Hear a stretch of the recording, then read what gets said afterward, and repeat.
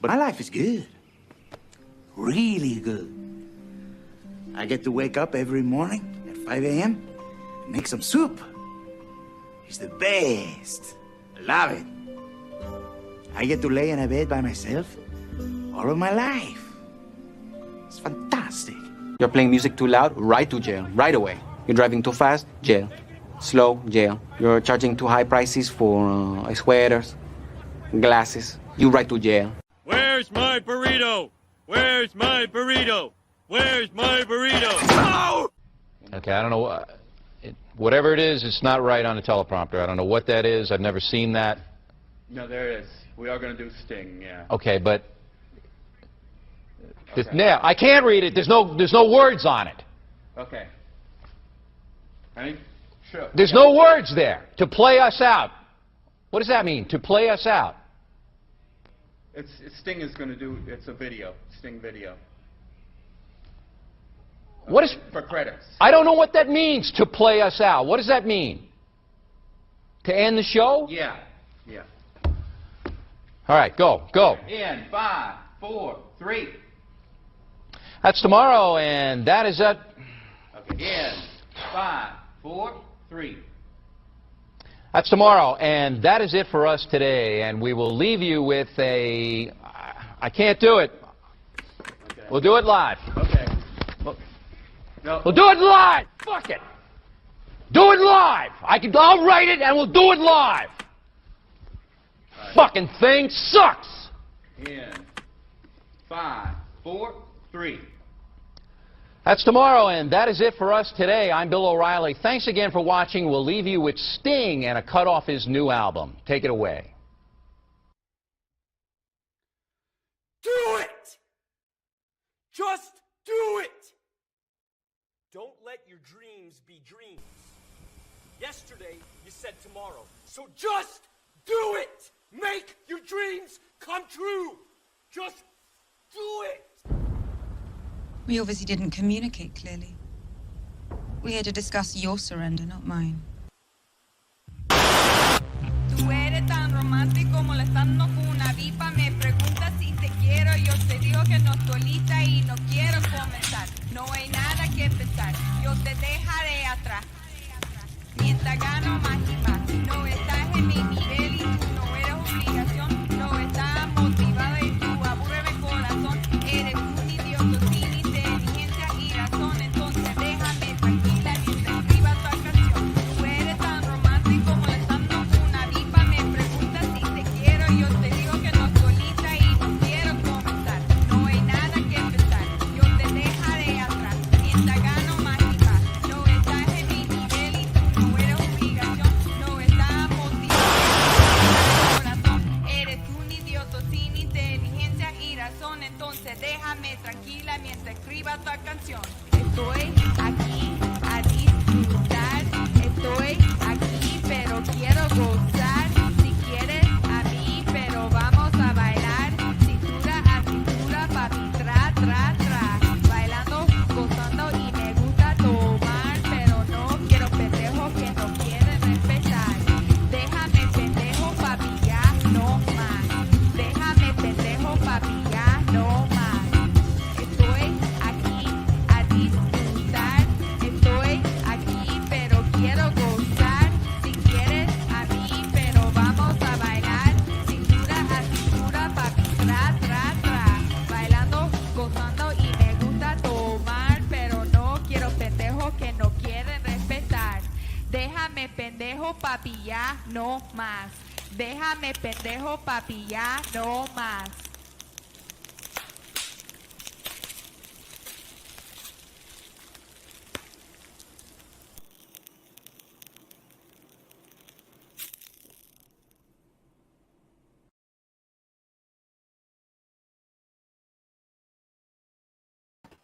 What is up, everybody? It is your boy Luis Martinez, aka Big Chief Burrito, live with you on a Tuesday. Mi Gente show live and direct from Southern California, the Burrito Lounges in the South Bay, live with Sofia. Sofia Carrillo. How you doing today, Sofia?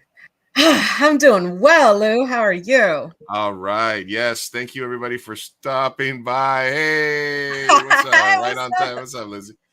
Yeah, we're gonna.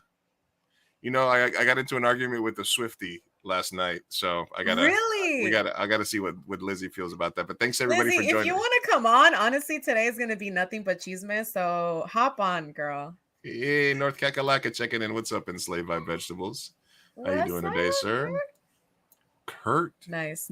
Kurt, how does it feel hearing your song every time we go live? That's It's a interesting. beautiful song. Kurt Grewan and Saved by Vegetables, the great composer of a lot of the music that I use in my movies, as well as the intro music to this great show. We're live and alive on a Tuesday. We're going to be talking today about all things chisme, Hollywood, rundown of the topics. Let us know which ones you guys want to talk about. Make sure that you guys, if you're watching us live, leave a like, leave a comment. Let us know you're tuning in. It helps us out a lot.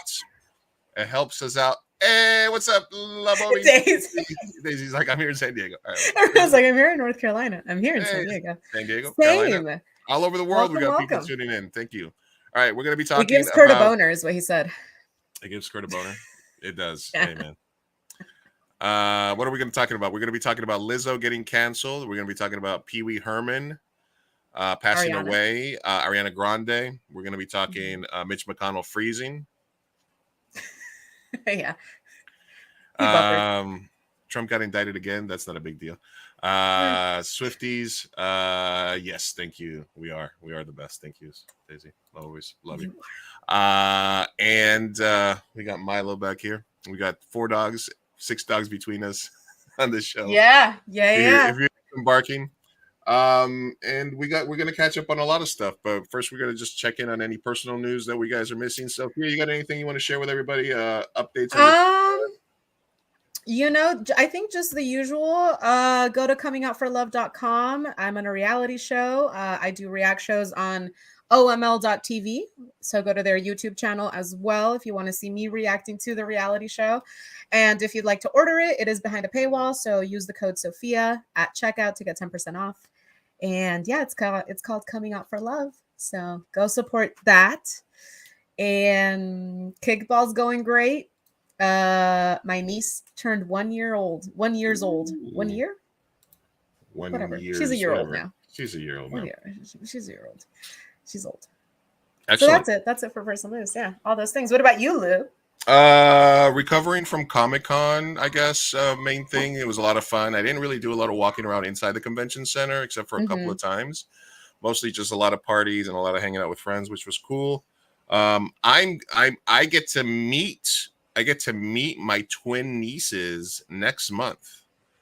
I just sent some money over because I'm helping them with their plane tickets because my brother's going to come back out again. He might be opening up a tattoo shop here in San Diego.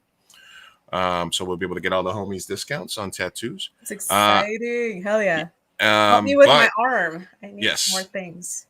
But he tatted up my shoulder. But I haven't met my 2 twin nieces who were born on 2/22/22 on 2/2/22. That's pretty fucking cool. They're twins, and I haven't met my other niece, Bella, who's like 5 years old. So I'm definitely like super excited to spend some time with them next month. And we have some cool stuff planned for them when they get here. Probably SeaWorld or the water park and stuff like that, the beach, all that good stuff. Some more tattoos for me, and then more shows and more content.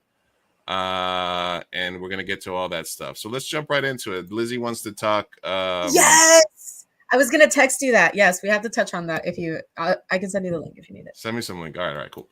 All right, so let's kick it off. Let's talk. You want to start off? Let's start. You want to start with the dead people, or you want to start with the drama? You want to start with the drama? I mean, oh man, let's start with Twitter. How about that? All right, I like that idea, Lizzie. We can start with Twitter. All right, so into X.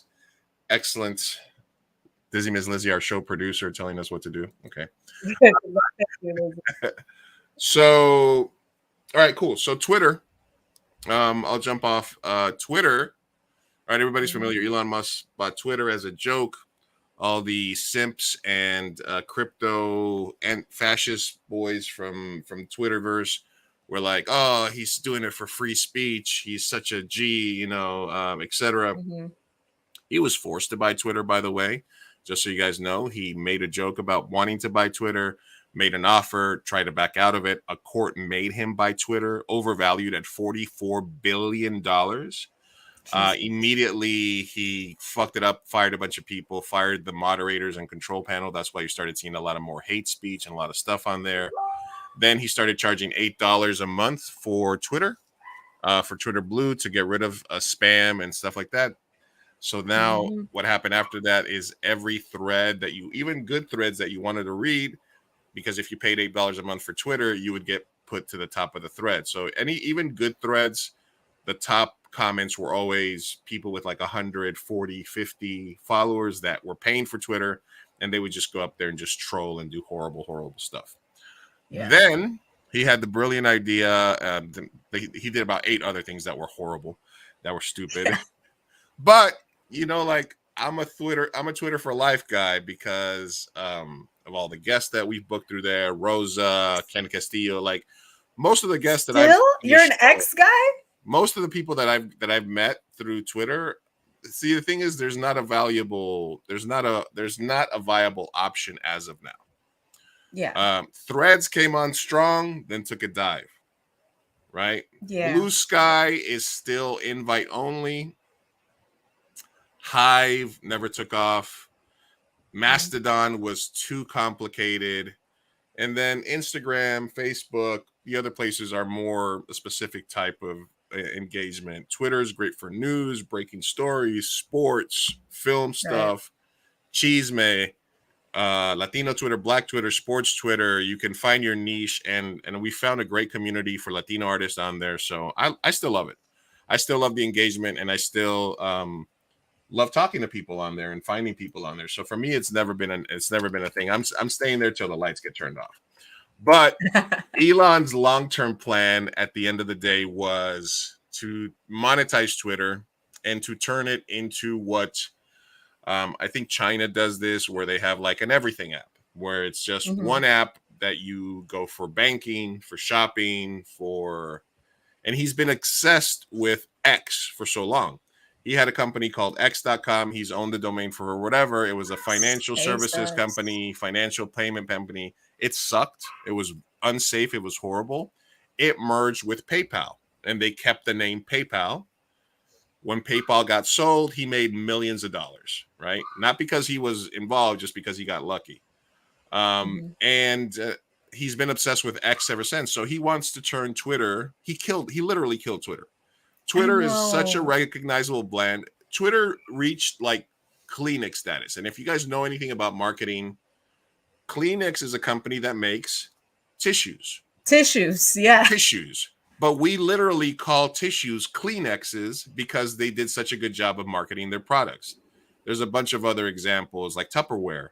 Tupperware is a company, but Tupperware is the name of the company, not what the actual product is, right? So once your company gets associated with a name brand, that you create new verbs or new words. Tweeting never existed until Twitter, but it's a bird thing. It's a bird app. Twitter tweets, and he literally killed it. He turned it into generic posts. So now when you go on Twitter, you can't you can't tweet, you can't retweet, you just post. Yeah. And X, you associate X with like X videos, X hamster. There may or may not be some sites on the internet that begin with the letter X that are porn sites. So talk about guys being scared to go to Twitter when like their significant others behind them, because they're gonna have to type that letter X and what's gonna populate in your browser, right? The word tweet is in the dictionary. It's iconic. So he literally killed Twitter. It's still there, right? It's still happening. It's still vibrant, but he's really trying to make X. He's really trying to make X happen. He really is. It's like Fetch at this point. He's really trying to make X happen. What's so, his obsession with X? Jesus. But like I said, I'm still there till the wheels fall off because, like I said, if everybody, like, until all the news sources, all the people that I follow, all the people that I collaborate with, until everybody agrees where to go next. Like there was even a black Twitter alternative that came out recently as well. I don't think that went anywhere. Where people were like, all of Black Twitter is moving here, but then it was like, oh, it's not. And then I don't know. I never heard anything else from it. So, what do you guys think about Twitter changing to X, or I like to call it 10? And 10.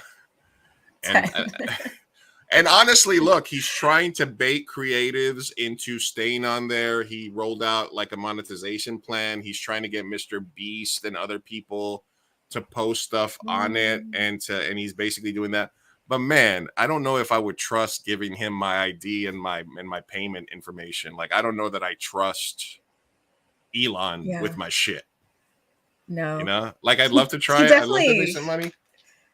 He ruined his whole like persona. Like, you know how like a few years ago we thought Elon Musk was like this genius billionaire, and like now it really is just mask off. He's just like a freaking idiot rich kid who literally burned Twitter to the ground.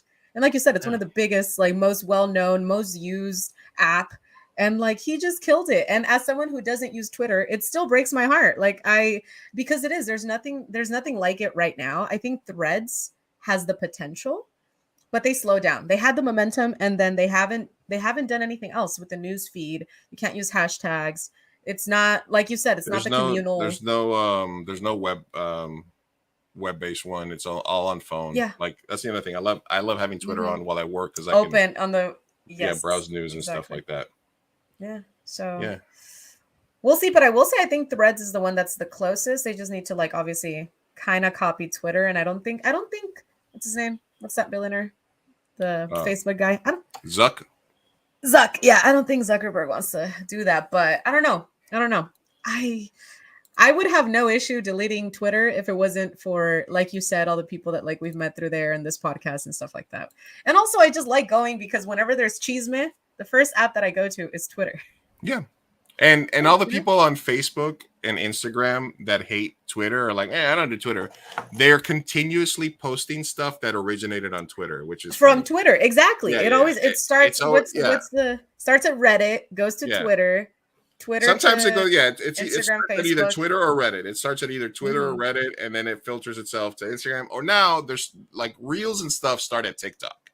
Anything that's trending or that goes viral goes from TikTok to Instagram Reels, and then by the time it makes it to Facebook Reels, it's just been like a copy of a copy of a copy. Yeah. Anything else, any memes, anything else, start on Twitter or Reddit, and then they move to Facebook. So, you know, am I gonna ever call it X? No.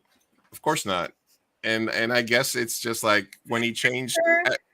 I guess it's when he changed because he did it at the beginning too. He changed the bird to the Doge, to the dog, for a little bit as a joke. Yeah. And then the stuff that he like. Okay, so I have a picture. Hold on, let me find that real quick. But listen, man. Here's the difference. Like if this was, I posted this, but if this was my tweet, like I put this tweet out, you know, because I found these people at Comic-Con. I said I'm going to tell my kids this was Barbenheimer. Nice. But I don't do numbers like this on Instagram or Facebook. It had 315 likes, 33 retweets, 26,000 views. Like so, you know. So I was like, if it was my last tweet, at least I went out on a banger. That's true. So that was the last tweet before it became X or 10, as we like to call it.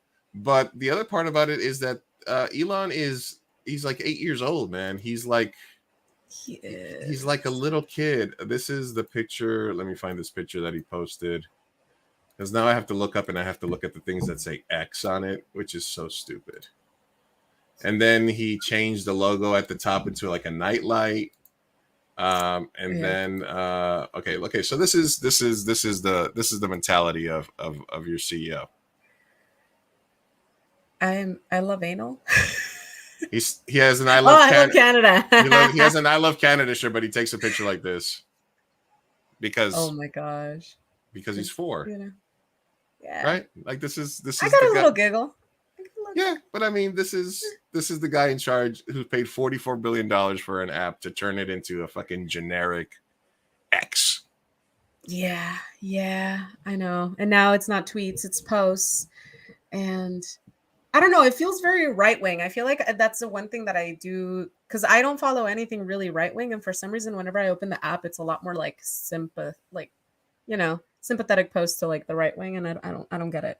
I don't know why Right. There, that's being shoved down my throat. But okay. he's basically trying to reverse what the right always said Twitter was doing, which was like shadow banning accounts and promoting like left-wing things. So now what they're doing is they're amplifying stuff because I'll get recommendations and posts and stuff like that on their For You that's all right-wing stuff and amplified stuff like that.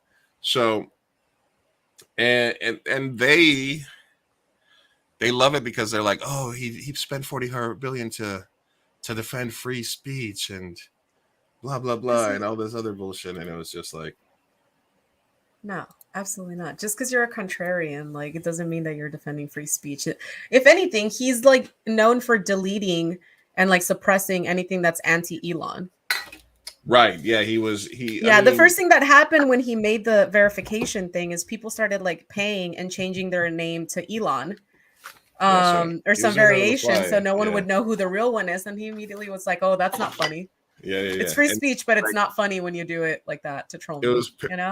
It was parody accounts, and then he's like, "Oh, parody accounts have to be clearly marked as parody accounts," and it was like because they were comedy is now legal unless you're talking about me, you know. Yeah, pretty much. And making fun of me and Grimes. Stupid. Well, I can't wait to delete X. I just need another app to step the fuck up.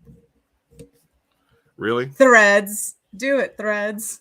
I don't know. Yes. I don't want to spend any time on Elon's, whatever.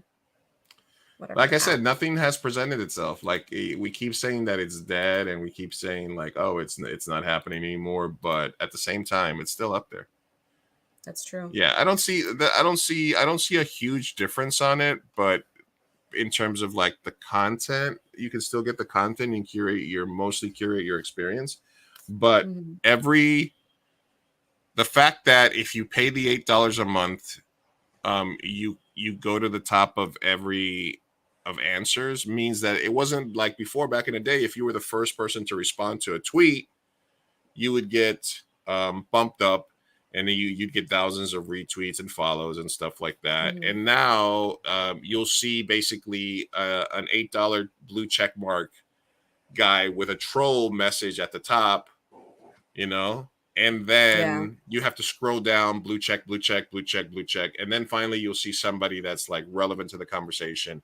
And that tweet will have hundreds and thousands of likes. The ones up top will stay up top, but they'll only have like 20, 30, 40 likes because it's just trolls and they're paying for placement. So listen, I was very close to getting Twitter Blue the other day because I was like, really? Because I was doing pretty good numbers on a couple of tweets and stuff. And I was like, well, if they're going to pay for advertising and there's stuff like that. But then I saw a bunch of stuff. It's like, would you really trust this guy with like your social security number and your payment information to get like paid and stuff like that? Like they don't really have a good history. You know what I mean?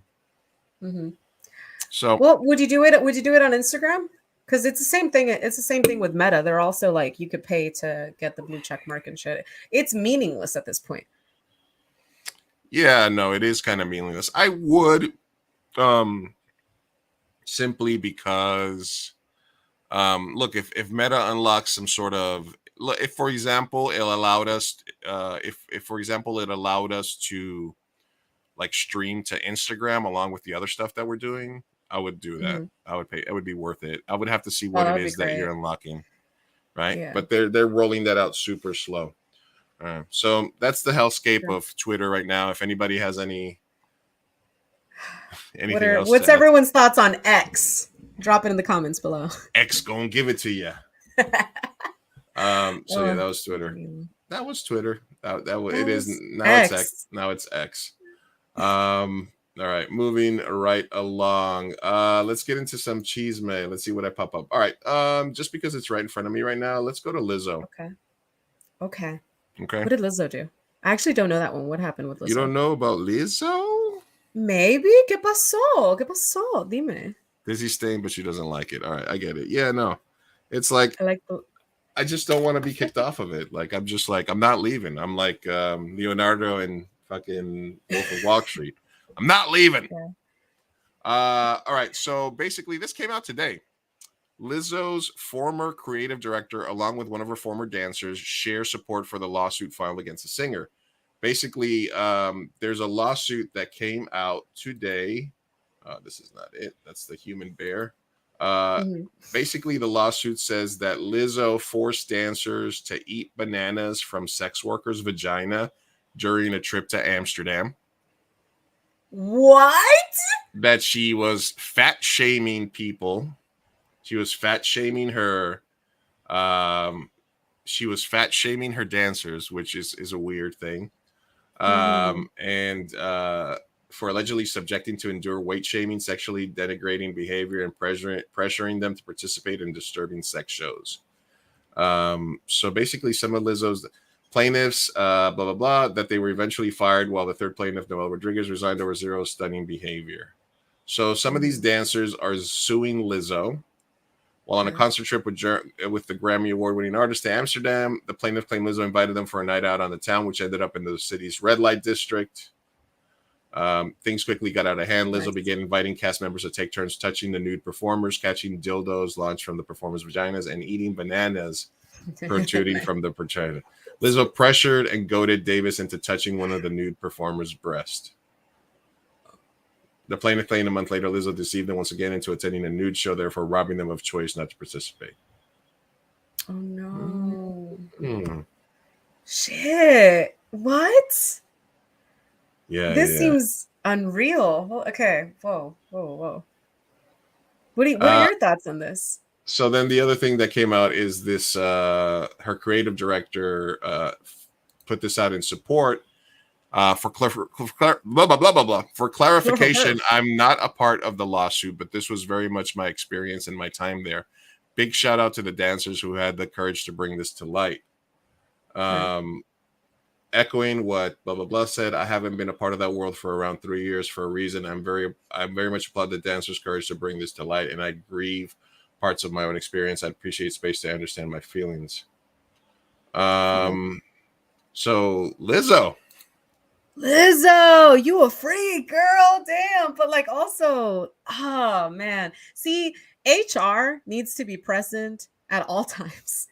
Cause girl, if you're gonna be a freak in the red light district, that's fine. But don't take your dancers, your employees, where there's a power dynamic, and then like force them to eat bananas out of booty holes. Like, why are you doing this, Lizzo? But is this any different than what happens at like bachelorette parties and stuff like that? We're like, ooh, grab it, touch it, girl, come on. So no, yeah, that's why I was giggling, but then I'm like, okay, I shouldn't because it's serious. But like, because there's a clear power dynamic, right? It's one of those things where like, yeah, you're going into this like nighttime, nightclubs, highly sexual environment, and I can totally see how you could be like, drunk and be like, go touch her titty, whatever. But at the end of the day, she's their boss. So they can always say they were pressured into it. And Lizzo can't argue that. Like, like even if it was consensual and they're totally lying, like Lizzo, just don't kick it with your employees. Just don't do it. You're their superior. Or, I mean, what if she was like, look, we're in Amsterdam. We're gonna go get nasty. We're gonna go do some crazy ass shit. Who's in? Does that make a difference, or does it still not make a difference since she's the boss? In my head, like it does, but I also think that if you're gonna do a lawsuit, it's black and white paper, and it's very clear cut, and there's a power dynamic. So I'm sure she thought they were besties. I don't know if they're, I don't know. I just think that if there's a power dynamic and they're your employees, you need to be extra careful and walk on eggshells. You know what I mean? In my job, when I worked as a therapist, there were supervisors. There was a lot of superiors. They would all go out and drink and have fun together. We would not get invited. The minute that we stopped working there, we started going out. The reason being, you just don't do it while there's a Right. power dynamic. You just don't, because lawsuits can happen. Be smarter. I remember once when I worked at a company, a co-manager of mine got in trouble for going to my birthday party because he was mingling with other employees. And the only reason I didn't get in trouble is because I announced it in front of everybody. I was like, "Hey, we're gonna be here," and they're like, "No, you invited everybody. You were cool." And I was like, "All right." But listen, I toed the line between appropriate and inappropriate in my corporate life for many, many years. I'm very happy I got out when I did, because it was starting to like go that direction, Yeah. So yeah. Blurred lines. It's not good for anybody. Women praise Lizzo for being proud of her body, saying she's amazing. When you say a woman looks like Lizzo, they get pissed. I don't get that, but okay, sure. try that. Well, I mean, I don't get it either, but good redirection, Kurt, because now let's get into the fat shaming. What? I'm sorry, what? She's like the biggest body empowerment person. So for them to say that she shamed their bodies, that's like a shock to me. It's like, I want to know. I want to be in the courtroom. I want to know what the fuck she said. What happened? Yeah, like I'm 100% down for Lizzo because she's a big girl and she's out there, taking shots for us big people. And and whatnot, but listen, if she came up fast, she made that money. She has that power dynamic. Maybe she wasn't as trained in that. Coming up, and she was just thinking like, these are my people, these are my dancers. Like I can be rough with them, whatever. It's all. I mean, she got goaded into touching a nude performer's breast, like. That's part seems to be like, come on, you'll survive, you'll be all right. But that's just me, like, I know, and that's why I'm like, I had to touch a titty. Oh, wow! I had to touch a titty. Wow! I know, and over here I'm like, bitch, I would be so happy. Yeah. But okay, I wouldn't eat no banana out of no fucking me. Amsterdam whore's fucking coochie. That part. I'm not eating no fucking. Me neither. I would never eat a coochie banana. Psha, who would? Ew. Yuck. Ooh, coochie banana. Lizzo, hire me? I think you need to add like 60 pounds to go with Lizzo. God damn it. And be a good dancer, I guess. Oh, whatever. We need anyway, they are valid. Back, not vegan Sofia. I know, dude. I've been getting told that I'm like way too skinny, and I'm like, girl, I'm stressed. All right, moving on from Lizzo. We'll see what happens. I mean, I'm tempted to just kind of see what's up and kind of like give her the benefit of the doubt, but it does seem kind of damning that people are already, co-signing and saying, yeah, they're co-signing. Yeah.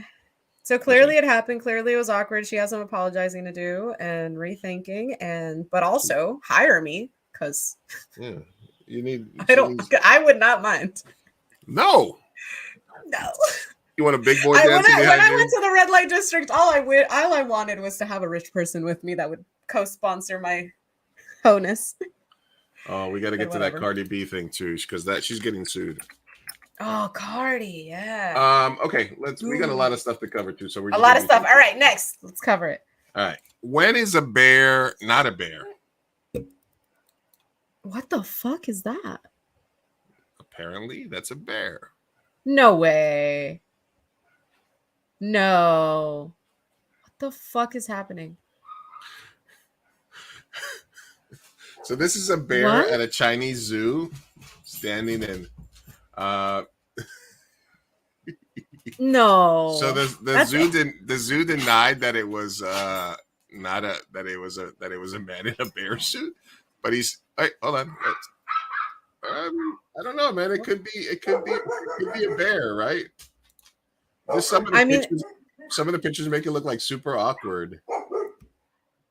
Now that I saw the bear kind of like get down on all fours, I'm like, okay, clearly it's a skinny bear, but can you at least feed the bear?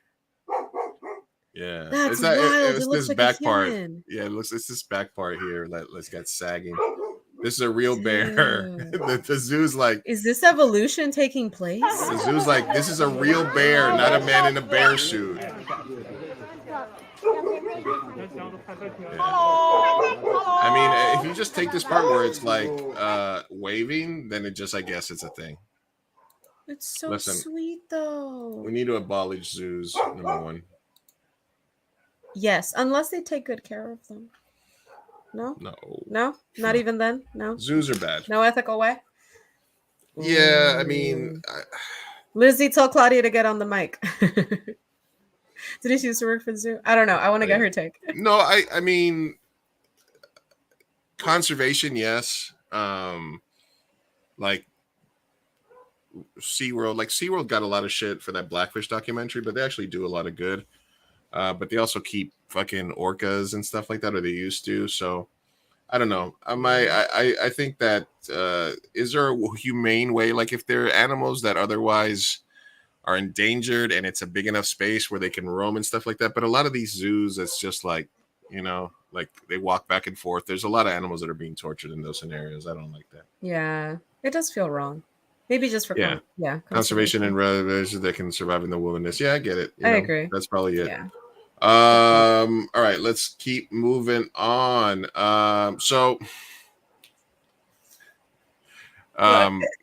No, this is another one. So this was a Washington Post article. Your body can build up tolerance to heat.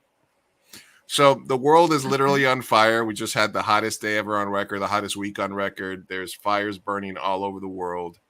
And under climate solutions, the small gradual exposure to heat can help your human body build tolerance to rising temperatures. So it's basically like, don't worry that the world is on fire. Your body will adapt. Oh my God. Okay. So that's the response to the world literally being on fire is, you'll get used to it. You'll get used to it. It's fine. You'll be fine. You'll be fine. I hate it here. I hate it here. Let's see what else we have. All right, let's get on to let's talk about Angus Cloud. Rip to the goat. R.I.P. Angus Cloud. The Euphoria star was widely loved but misunderstood. We played an interview with him. I think it was like at the season 2 thing, or it was the Emmys, or there was a party where somebody interviewed him and he was just giving like one-word answers, like not really giving a like stuff like that. Like he was an awkward guy. This was an interview in Variety that's actually pretty good. I'll link it here for you guys in the chat if you guys want to take a look at it later. But basically, this was an article written by Trent. I'm not sure, but talking about how she got to know him, the type of person he was, like how he really wasn't like that. He was awkward in interviews, but he was really kind and stuff with people. He did a great job playing Fesco in Euphoria season 1 and 2. It was amazing. There is this thing, and you've done it in the past, where people accuse actors of not acting and just sort of playing a version of themselves, which I always call out, because even if you're playing yourself, you're still acting, right? And he did a really great job on it. His father passed away a week ago, and he had gone to Ireland to bury him, and apparently he was just dealing with it, having a real tough time dealing with it. Apparently it might have been, it looked like it might have been an overdose or something like that. We're not 100% sure yet. Zendaya paid tribute to Angus Cloud. She posted a video, said words are not enough to describe the infinite beauty that is Angus. I'm so grateful I got the chance to know him in life. I call him a brother, warm eyes and bright smile, or hear his infectious cankle of a laugh. I like to remember him that way for all the boundless light, love, and joy he always managed to give us. I'll cherish every moment. My heart is his mother and family at the time. Sydney Sweeney also posted a message of support, obviously. And if you watch the end of, spoiler alert, Euphoria season 2, it was sort of ambiguous whether or not he was going to be in season 3 and stuff like that. So Sam Levinson's going through his own problems, but here we are. Celebrity. So we had 3 celebrity deaths over the last week. We had Yeah. this guy. We had Sinead O'Connor. Sinead O'Connor died. Yeah, I'm Sinead. so sorry. I'm behind. I just knew Angus, and that was it. Well, Angus, Sinead O'Connor, and Pee Wee Herman. Pee Wee Herman, right? Yeah, that one too. Did you ever watch Angus Pee Wee's just affected me the Playhouse? most. I did not. No, little before my time, I think. Pee Wee But he's Herman. like a classic, right? Pee Wee Herman is. I know he's a legend. I know he's a legend. I know. I'm terrible. R.I.P. Very sorry. How did he die? Pee Wee Herman. Okay, well, Sinead O'Connor died about a week ago. She had her son had died of suicide several months or like a year back and stuff like that. She was going through it as well. So there was a lot of questions about what happened with her. Pee Wee Herman had been secretly battling cancer for the last 6 years. Oof. And listen, there was for my generation, Pee Wee's Playhouse, Pee Wee's Big Adventure, his movies and stuff like that were always a humongous part. It was like irreverent, goofy. It really was the beginning of a lot of stuff that came after him in terms of like just off the wall comedy. Anything that you saw on Adult Swim, anything that you saw like with crazy Nickelodeon shows, things like that, all very much indebted to Paul Rubens. He had controversy in the 90s. I think it was the 90s. He got caught in a adult theater, like doing what people go to do back in the day when adult theaters were a thing, which was jerking off. Yep. And that carried him with him for a while, but in the end he kind of went back to performing, went back to his shows. He did a ton of live shows. I know Jason, the homie Jason, he said he posted something, or he told me that he was like his first friend outside of his family, because when he was like 2 years old, and he was sick at home, and all he had to watch was Pee Wee's Playhouse, and that affected him a long time. So for anybody from my generation, it was a huge loss. Pee Wee's Playhouse ran on CBS for 5 seasons, from 86 to 90, 22 Emmy Awards. He was nominated for 14 nominations. 1985, Pee Wee's Big Adventure and Big Top Pee Wee, 2 huge movies and stuff like that. And Pee Wee's Playhouse, just the craziness of it, the environment, stuff like that, was incredibly original at the time. And it's been redone and redone by so many different shows. He posted a statement that was released after he passed away. That said, please accept my apology for not going public with what I've been facing the last 6 years. I have always felt a huge amount of love and respect from my friends, fans, and supporters. I have loved you all so much and enjoyed making art for you, Paul Rubens. So, man. There's been a lot. I think there's been a trend. I know Norm Macdonald, the comedian, sort of did something like that, where he didn't really tell anybody. Black Panther, what was this guy's name? Yes, that one was shocking. He also, and people were talking shit because they had Chadwick seen him. Boseman. Chadwick Boseman. People were talking trash about him because he was looking skinny in public and stuff like that. So here's a question, I guess, for the chat as well. Do celebrities owe us anything in terms of when they're going through something like that, to sort of bring us in, even if it's so that we can celebrate them while they're still around, or do we need to just sort of respect their privacy and sort of let them, I feel like it's up to them, honestly, to respect their privacy. Obviously, it's nice when we get told and we know, but like at the same time, I'm like, it's a lot to carry to, let the world into your illnesses. So Like, for example, with me, the ones that impacted me the last few weeks, Grace Helbig. She is this YouTuber who's like super huge, but she was super huge like when I was growing up in like middle school, high school. And so I've been following her for like over, if I feel like, I don't know, almost like 20 years or something, 15, something like that. And she just got breast cancer and she announced it, and she's kind of taken us every step of the way. So she's going to do chemo soon.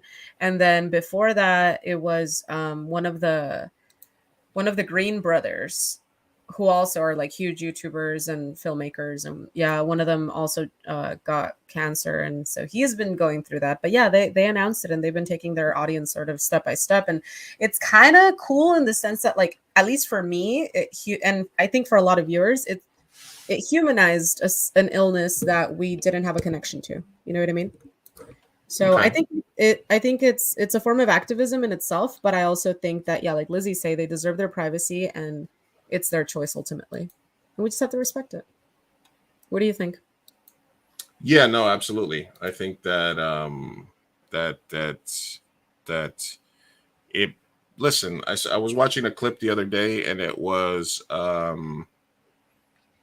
Gilbert Godfrey, comedian, talking with Norm Macdonald on Norm Macdonald's show, and they were laughing, telling a story about Bob Saget, and all three of them are dead. You know, and those are three humongous comedians. You know, Gilbert and Norm more for me, but Bob Saget obviously huge. So it's interesting. Listen, this is what happens when you get old. People die. So you know it is. But people deserve to go out however they want. You know, that's my fucking that's free will. my biggest fear. Yeah. That's my That's biggest free fear, will. is just everyone that I know fucking dying. Oh my god. Let's not get into that. That's like it. It's too But early. dude, Too early for that. it's yeah, it's really dark. But man, it's wild that like so many celebrities are. It seems like there's always a season where it's just like back to back to back, like a few. Death comes in threes. That whole thing. It's so Yeah. weird. So we got Yeah. Sinead, we got Cloud, and we got Pee Wee. It was a rough week for I want to celebrities. know more about Sinead. Like, we don't know anything yet about that one. No, Sinead O'Connor. I mean, Sinead O'Connor, incredible singer, incredible voice. She was at the forefront, really, and she was ahead of her time in terms of like calling out abuse. If you remember when she first came out, she did the Prince cover, "Nothing Compares to You," and she went on SNL and tore up a picture of the Pope on stage during a live performance. It was actually the picture of the Pope that her mom kept in her house. So it wasn't just a picture of the Pope. It was the picture of the Pope that her mother kept in her house. And I guess, you know, her mother sort of was enabling some of the abuse and stuff that she had and stuff in her life. And she was very early on to condemn stuff like that, where she had come out, and if she had been an artist that was out of this generation, she would have been a lot more revered and praised for her braveness. But in the early 90s and stuff like that, when she came out, it was still like sort of no to go against the church and stuff like that. So, you know, and her son died of suicide at 17. You know, and she was, her and both are in an incredible, you know, it's hard to, if you're already mentally frail or going through mental stuff, to process a death of somebody so close. Cloud was dad, and then Sinead, her son. So yeah, so she died July 26. They don't have anything in terms of like cause of death or anything so far. But yeah, I mean, her and I mean, yeah, the kid from Euphoria, he's obviously very popular now, and the show's very popular now. But Pee Wee and Sinead, for my generation at least, huge, Huge, huge, huge. She had one of the greatest voices that I've ever heard in terms of like the soulfulness and like Just right. just the bald head and just she was out there, man. Yeah. She was Yeah. out there. She was out there. Always. She was definitely an incredible performer. Yeah. It's all tragic though. I'm like, also regardless of age, because then like with Angus, it's like, man, he was so young. Freaking yeah. Yeah, It's like with all the Glee kids that passed away as well. The 3 of Glee them kids passed away. died. Yeah. Well, one of them, yeah, 2 overdosed, and another one drowned, and they were all like in their 20s, Okay. and it was like back to back to back. Like it was crazy. Yeah. All right. So let's jump into something a little bit lighter. All right. Let's jump on Ariana Grande. So you are Fuck. much more aware of this than I A lot am. lighter. Yeah. Yeah. So give us the breakdown. What happened? What was the timeline of events? And Do you have anything you want to pull up? I can post. I think I have one story here that I can pull up. But why don't you lead us off? All right. Well, she's a home wrecker. in one word, home wrecker. So listen. So Ariana Grande, what happened was she is working on the Wicked musical film with Ethan Slater, who I guess played SpongeBob on Broadway. Ethan Slater, normal ass looking dude. Ethan Slater had been married to his wife of 15 years, and I guess as soon as she gave birth, he dumped her, and they're now getting a divorce. A few months earlier, Ariana divorced her husband, and lo and behold, this baby was just born, and him and Ari start dating. Now, this was one of the first times where everyone's like, whoa, whoa, whoa, what the fuck? What? Like, you mean you dumped your wife of 15 years, high school sweethearts, fresh Wait, newborn baby? she is now dating SpongeBob? From Broadway. Yeah, his name is Ethan Slater. So literally just Google Ariana Grande, Ethan Slater, and then just pull up whatever comes up. Yes, that guy, that normal ass looking dude, average Joe, right? So then we're kind of like, okay. All right, they're dating, they divorced. This is very dramatic. Obviously, it's kind of a home wrecking vibe. So then that leads people to go into her history. And now her history, she has never had a relationship where she didn't ruin a relationship to get into it. Literally, her first boyfriend cheated on him, broke up a relationship to get into with that one. Then the next one cheated. Naya Rivera, one of the Glee girls that passed away that I just mentioned, the one that drowned. R.I.P. Love Naya. She was dating Jay Sean, and she wrote in her autobiography how she literally like walked in on like him and Ari. They weren't doing anything, but then they started dating a few months after. So literally, like she has a history of like just getting men who are in relationships and breaking them up and then dating them. And mind you, the men are at fault as well. No one's, just, but it's the history of it all. The fact that she does this, and it seems like she just needs validation, and now everyone's turning on her. And what the fuck? 2023, who would have thought Colleen Ballinger and Ariana Grande would get canceled? Wow. Listen, my hot take on this is that so she divorced her husband, right? And she made him divorce his wife who had just had a baby so that they we're could not even date. gonna allege that we're not even gonna allege that she made him. Let's just say it happened. But they were working together. They were working together on a show, and this she guy met the baby, she met the wife. Yes. And now he dumped her. She dumped her boyfriend, her husband. Husbands, divorced on both ends. So that these guys are now dating. Yes. So Ariana Grande has dated this guy and Pete Davidson. Yes. And So Pete Davidson also, he dumped his girlfriend to be with Ari. So this is like a trend. This is a consistent trend with her. So you're saying there's a chance? Well, you have to get married, and then there's a chance. If you're single, she doesn't want you.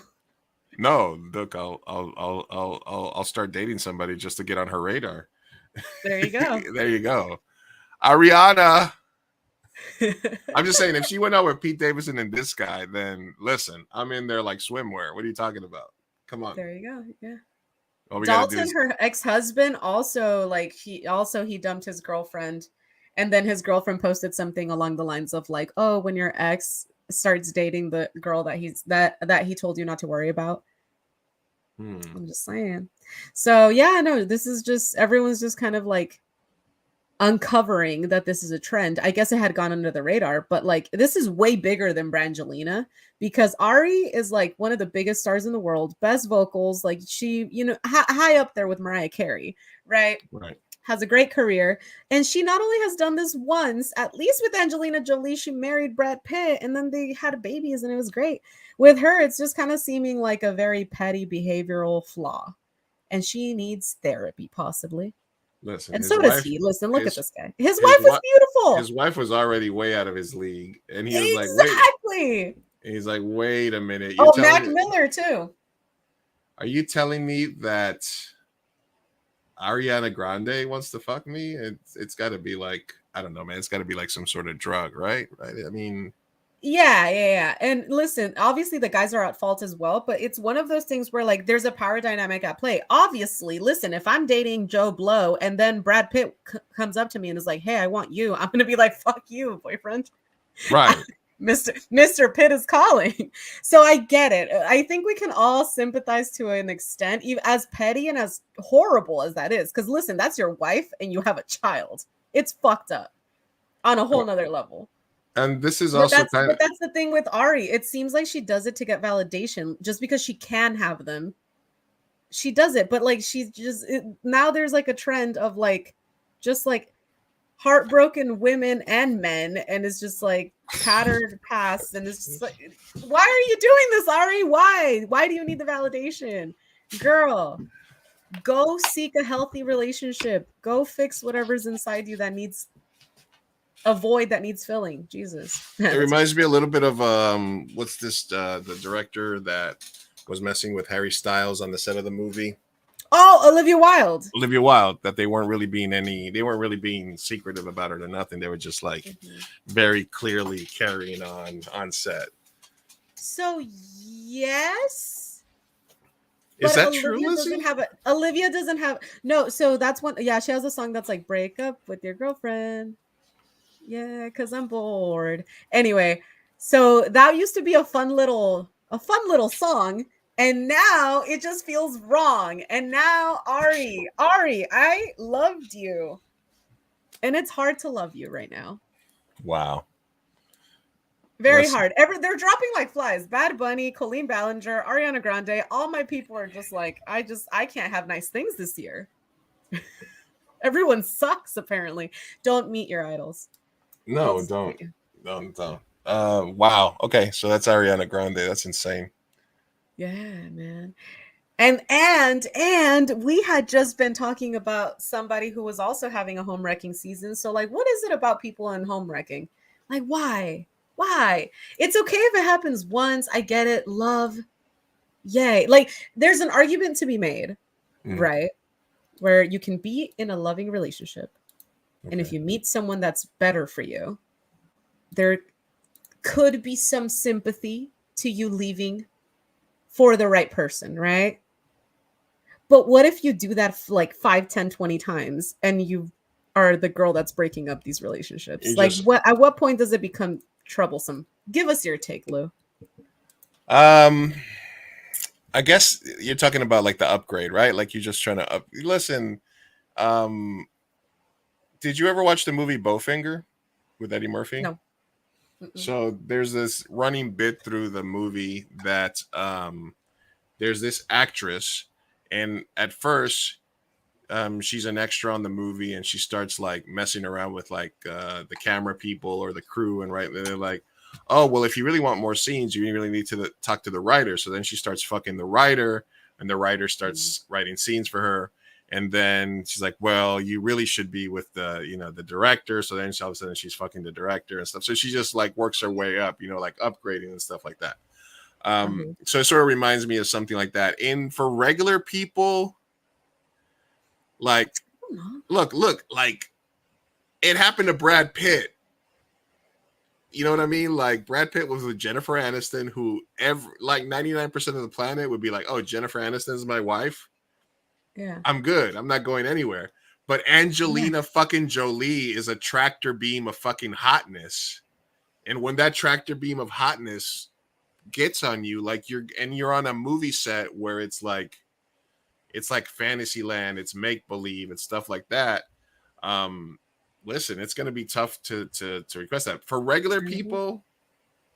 Life's too short to be in a shitty relationship. So, if from the person being broken up with, like if somebody's gonna like be like see you as a stepping stone, or like be like, oh, okay, this guy makes more money, this guy's better looking, this guy's funnier, this guy's got a better career, a better car, stuff like that, you're probably lucky to get away from that person, is the right way to look at it, I think, because that means you weren't enough for them. And why would you want somebody that doesn't value you? Right? I think that's the smart way to look at it. Yeah. I mean, listen, with the Brad and Angelina thing, I was always the one, like my mom, for example, me and her will always fight because she is adamant, like a girl's girl. She's adamant that like, that's wrong. Angelina's a homewrecker, blah, blah, blah. And I would always be like, Mom, listen, they met on a set, they fell in love, whatever. Like they broke up and then they got married and they have kids. Like, so I feel like that's validated in the sense that like they've actually fell in love, they had kids, they went through with they spent their whole fucking lives together. Like you can't, discount that. My thing is, this is now a trend. It's been happening with Ari multiple times. The men, yeah, they just want a quick upgrade. But what I'm saying is like, if Angelina would have then dumped Brad Pitt, gone with like Leo, then dumped Leo, gone with George, then dumped George, gone, you know what I mean? Like it's different when there's a trend and it's becoming a habit. I don't know that her image can come back from this. And her publicist is trying to get her to step away from him, at least publicly. Yeah, that was the story I saw, that she's giving him space to deal with the stuff with her family, Yeah. Because I'm like, dude, you're fucking, like, you're ruining your image. And you had done so well, not, like, no one had really noticed, you know what I mean? But when you break up a 15-year marriage and a newborn child, it's different. It's not like I just dumped my boyfriend of 2 months. You know what I mean? Yeah, but plus, like, listen, yeah, of course, it's you're playing SpongeBob, or you're in a movie, or you're in a Broadway show with Ariana Grande, and like, listen, I'm just being cold brother, but just like have sex with her a couple of times and just cheat on your wife. And just honestly, as a human cake. being on a human level, yes, eat your cake, get it. Yeah, but like 15 years, you're throwing that away. Like you're dumb. Like you're and throwing that Ari away. Just you're looks stupid. Heartless. Plus, you're gonna get fucked over for child support, and bad, you're gonna be chasing money for the next 18 years to pay for your kid. Like, look, it's always cheaper to keep her. Have your cake, keep your mouth shut, and do your thing, man. And like, because Ariana's not gonna keep you. No, not at all. Once the thrill wears off, it's over. Yeah, she just wanted the satisfaction that she could have him, and like she can. She's Ariana Grande, but like, bro, they both are toxic. Tóxicos. This is bad. She's mad, huh? She's mad. Oh man, I'm not mad. I'm disappointed. What did his wife has already gone? Oh yeah. So then the wife went public and was like, because they were trying to get her to do a joint statement with the husband, and she was like, no, I'm not going to do that.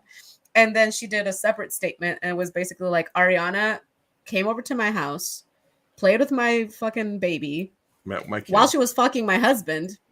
So she's just like over here. I'm like, oh my god, this is so bad. And you know what? As a grown adult who lived the Brangelina thing as a child, and now I'm an adult, Ari's age, I'm just kind of like, wow, this is some cheese, man. This is bad. This is way worse. My generation's way worse at this. Wow. You guys could have just fucked. Listen, man. Like, okay, there's a 15-year relationship or not. I don't think if I was like, okay, even as a director, for example, like listen, I could be married if for some reason they're like, oh, Ana de Armas is gonna do your movie, and all of a sudden we're vibing, we're working together. She's like, oh, Luz, you're so funny and blah blah blah, and I know you have a wife, but I'll be like, yeah, I want to fuck you too, Ana de Armas, and I would not be able to say no. But I'm not gonna ruin my fucking 15-year marriage for it. Actually, you know what? I take that back. I probably would ruin my 15-year marriage for Ana de Armas, but not for Ariana Grande. Whenever, yeah, that's it, yeah. And this is why I just think that anybody in the entertainment industry should just agree to an open relationship and shut the fuck up, because all of y'all have so many options. What are you gonna do? Be loyal? No, you're not. Listen, in the 70s, there was a story that this guy told, and he was the lead singer of The Who, you know, like in the 70s and the 80s and stuff like that. And they asked him, he's like, you know, how does your wife deal with like groupies and all the people that you run the show? And he's like, listen, at one point I just had her set her down, and I was like, listen, honey, I'm the lead singer of The Who. And she had to make her understand that, you know, it's gonna happen. You know what I mean? Like, yeah, you got to go into it knowing if you're in a relationship, you gotta put it out there, you know? Yeah, and my thing is like I think low key most people in Hollywood would agree that they are in a hush hush open relationship because you have so many options. My thing is where they fuck up is when it goes public, or when somebody gets somebody pregnant, or when you're dumb enough to divorce your wife with a newborn child. Y'all could have just fucked. Listen, I'm a glutton. I know how people are. I know people get put in tough situations. My thing has always been like, be safe. Don't bring me no diseases. You know, like if shit happens, you know, deal with it. And you go from there, you know, like it's, I don't know. Maybe I'm sure she would have forgave him if he just cheated a little, but no, homeboy's like, I'm going to just cut you off. I'm going to fuck my child. I'm going to go with Ariana Grande. She's like 30. She still wears like oversized hoodies and stuff. Like, what's going on there? Like, you know, which reminds me of the argument I had with a Swiftie yesterday, because she was like defending something or they were talking about and I was like, are you guys talking about Taylor Swift? And she was like, yeah, Tyler Swift, whatever the fuck her name. I think I might have said that. And she's like, yeah, why? And I was like, isn't she like in her 30s and you guys are still protecting her like she was 16 or something? Like, and then somebody's like, yeah, she's 33 and she's still talking about relationships when she was like 17. I'm like, why are you guys so upset with it? And she was like, she started going off on me. I was like, you don't want to fuck with the Swiftie. You don't want to fuck with the Swiftie. I play on a kickball team full of them, and that's their Lord and Savior, Taylor Swift.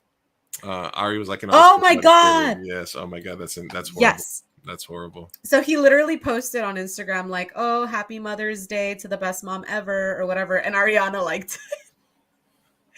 Like you can't get more as far as like being cheated on, being discarded, it doesn't get more sympathetic than this woman.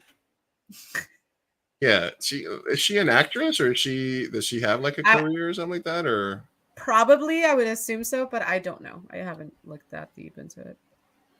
Not that. But that's the tea. That's the tea, sis. That's Ari tea. And honestly, that makes Brangelina look like nothing. Nothing. Yeah, not bad. Nothing. They fell in love. Okay.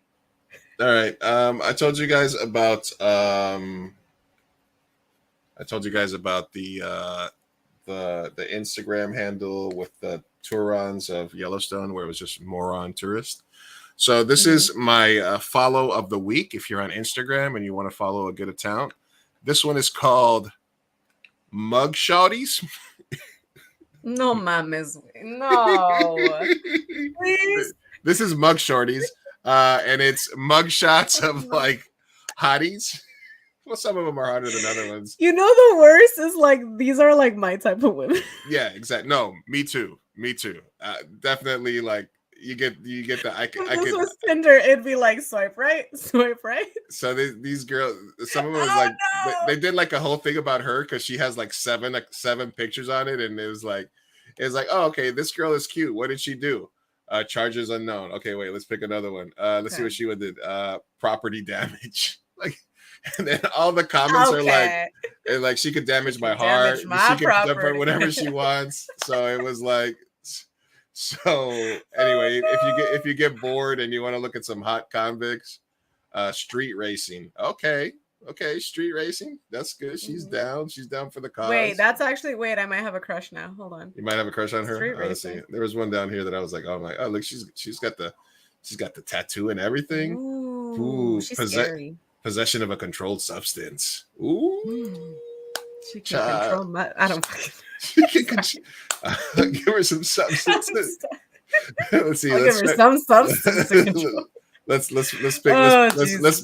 Let's get you a date. Oh, this one right here. What's going on here? Burglary. Ooh, she stole around $7,000. She stole my heart. She stole my heart. She stole $7,000 worth of goods and got tried. Come on, just slap her on the wrist. Sugar mama. Slap her on the wrist. Listen, man, all she needs is some direction in her life. Don't worry about it. Let's not. No. Anyway, I just thought this account was hilarious. I want to know who submits this. Like, I want to know if they submit their mugshots or. Oh my god. Okay. This is great. Loaded firearm in public, possession of a controlled substance, possession of controlled substance when armed, transporting, selling narcotics, possession of tear gas, and unlawful use of tear gas. Wow. Okay. She's a businesswoman. This one says, I'm sorry. I'm sorry. I thought this was America.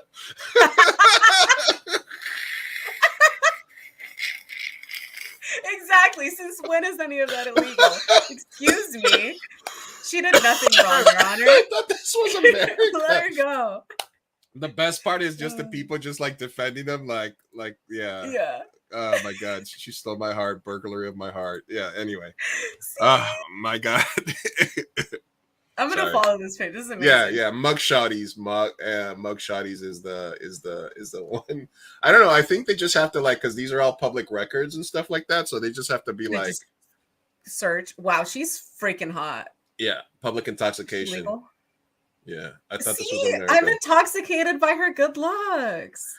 Oh man, listen. I need to just comment on all of these. Listen, no, I'm serious. This is her eyelashes are a little too big. What's going on here? Oh my god. Oh wow. Anyway. She's so happy. This girl is so happy to be there. She's 3 in a row. She's like back again for a 3rd in a row. Oh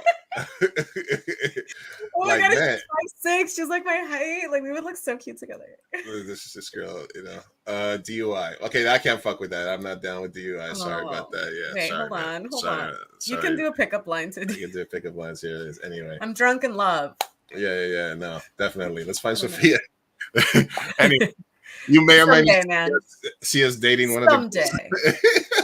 Anyway. I'm gonna bring one of those home. Yeah, no, listen, you're gonna bring one to Friendsgiving, like, oh yeah. You'd be like, where have I seen you before? You wait, do I know you? Were you on Mugshotties? Mugshotties, right? Oh. A tale as old as time, really. What a love story. I almost fucking what a meet cute. Like I commented on her Mugshotties. Yeah, she DM'd me. Wow. I thought this was America. It's my fucking favorite. that fucking got me, dude. I thought this was America. Since exactly. Like since all right. Okay. Oof. Oh my god. Palate cleanser. That was a good palate cleanser. All right. Solid. Enslaved by Vegetables, you had mentioned this earlier. I want to knock it out real quick. Try that in a small town in terms of the Lizzo thing. But are you aware of this Jason Alderan thing? The try that in a small town? No. What? No. So basically, there's a singer called Jason Aldean. Jason Aldean, yeah. I was like, Alderan? Yeah, Jason Aldean. What do you do? You're familiar with him? Yes, I used to be a DJ. Oh, not a Jason Aldean in these country towns. Okay, got it. Country bars. Oh man, I did trivia in for an all 65 and up white crowd the other day. It was very lots of Jason Aldean, baby. It was just a lot of Jason Aldean. No, I put on a 90s smooth jazz. Anyway, so here it is. Jason Aldean put out a song called "Try That in a Small Town," where he was basically talking shit about rioters and people that like Black Lives Matter, stuff like that. You know what I mean? Oh no, Jason. So his whole thing was like basically like try that in a small town. You know, the song is I think horrible from what I've heard. I can't play it obviously because I don't want us to get I'm knocked off. already fucking gagging. Yeah. But anyway, the whole thing is try that in a small town. Try that in a small town. Blah blah blah. And he's actually recording the video on the Capitol steps of like a building where they used to like lynch people and hang people and stuff like that, where they did it. And so the song immediately got called out. Country Music Television called it out. This was the best one. Try that in a ball gown. I love that. Yes. But this is the call out on some of the stuff that was happening inside the video. So can you hear that?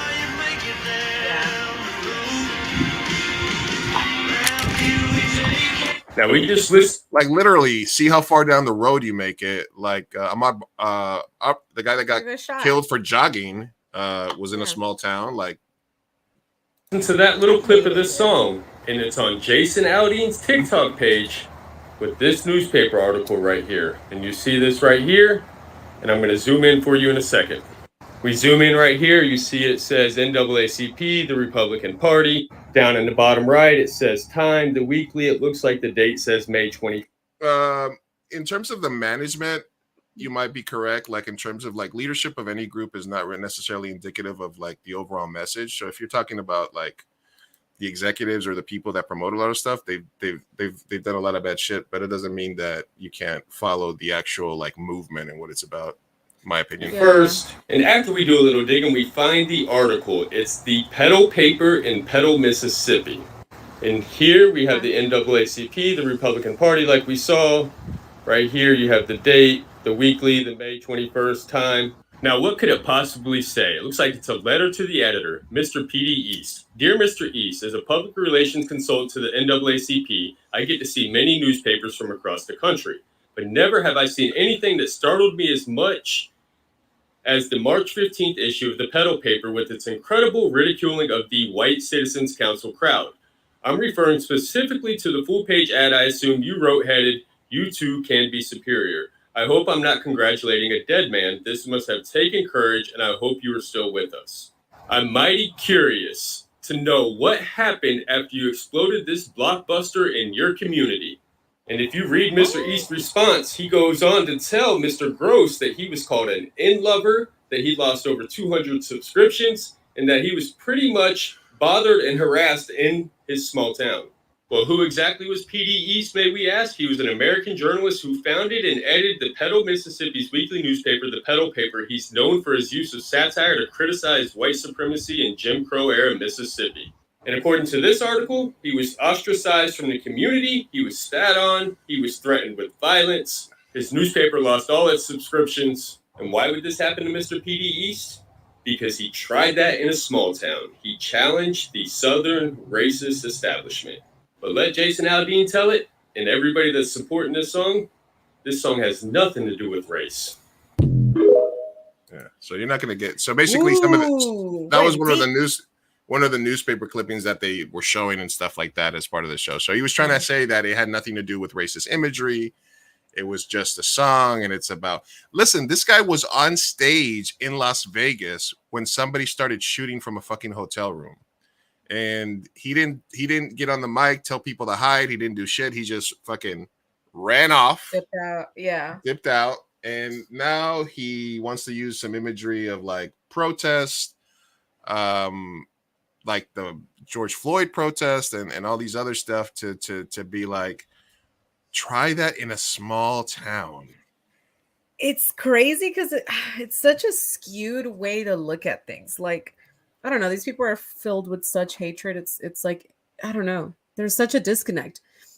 Like, what the fuck does that even mean? That's such a violent rhetoric to say, try that in a small town. It's red meat for like ultra MAGA, right? It's just red meat for them. Yeah, of course. But the song is fucking horrible. The thing that scares me is like on the very like alt-right side, it's very like reactionary. It's very like they feel automatically attacked, and they're always like, yeah, like our guns, and try that in a small town. Like, come do this shit and like you'll find out. Fuck around and find out or whatever. But I'm like, on the BLM side, like they're not fighting to kill all white people. You know what I mean?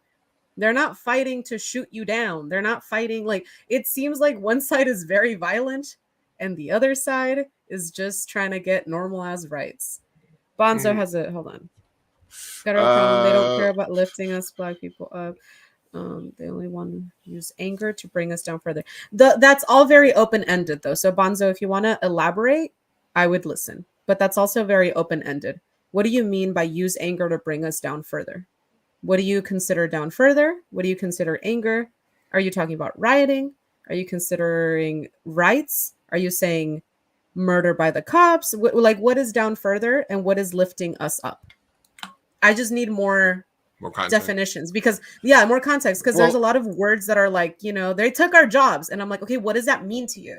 Like, what, just use, when you have an argument, literally explain it like I was in 5th grade, because a lot of times people just get a rhetoric, get very angry over it, but they don't deep down actually know what it means.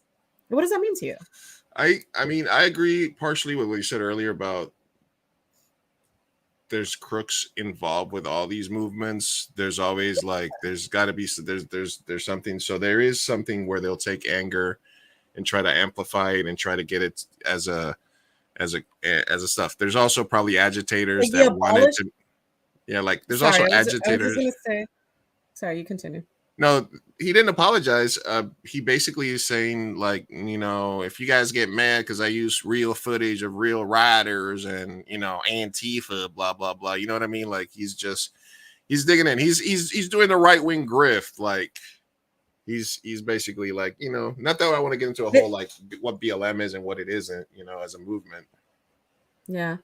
It's profitable, I guess, if Jason Aldean is going that way. He's got 20, now he's ostracized. He's got 24 million views in 2 weeks. So he's got the views on it. He's probably gonna get it, and he can tour the whole South as long as he wants playing. And they'll fucking sit there and cheer for this horrible, horrible song. Yeah, I was like, at the end of the day, like now you have like honestly, it's so easy to become a right-wing grifter. I want to do it. I want to join just pearly things. Like I am done being a good person. Listen, if we went far right away, let me see what we would be rich. We make so much money. The needs of Black America goes far beyond interaction with the cops. They don't care about Black families, jobs, education, etc. They get people of all colors ascending. They collect a ton of money. I could see how that could. I don't disagree with that totally. I think that when you see the stuff about like how they were using the money they were collecting and stuff like that. That's what I'm saying. I'm distinguishing the difference between what BLM, the messaging of the movement, where it started. It's almost like woke, because woke has always been since the 70s and 80s something that was used as like stay woke. In terms of be aware of your surroundings, be aware that motherfuckers out there are crazy, that people hate you, stuff like that. And then it got turned into something different. Adopted. So, BLM starts off as a movement. It's a, direct protest. Some people involved see it as a money opportunity. People from the left try to capitalize on it. The news cycle catches onto it and they realize that people are watching it and it just becomes a whole fucked up situation. So I don't agree with it. A lot of times it gets diluted and then it gets, sort of like taken advantage of and stuff like that. But it happens from everywhere. And that's why I think that we like to be in the middle of things and call it out when we see it. Because, like, for example, like Trump fundraising as well, and then taking all those funds and using it to pay his like own personal, bills, his own lawyer fees and stuff like that. It happens with there, but right wing that love Trump lovers will never call that out, right? Mm-hmm. So yeah, BLM, like I never agreed with like abolishing the police. Like I disagree with that, but the BLM movement was never about that. So it goes with like not diluting the message or not letting the message be diluted by the grifters that are just hating on it. You know what I mean? ACAB, baby. Yeah. ACAB. ACAB, baby. What are you talking about? I was for abolishing. I was for just redoing the whole fucking system. It's a bad logo. It's not a great, it's not a great talking point. It's defund the police. Yeah, is a bad talking point. It's like the difference between like the funny little saying "eat the rich" when like what they actually mean is like, hey, we need to like really rethink this capitalistic society that we're Tax the living in rich. because it runs on greed and actually it's not working. You know what I mean? Like there's an underlying saying to everything. And so BLM, yeah, of course, like it's good, but you can't focus on just like, okay,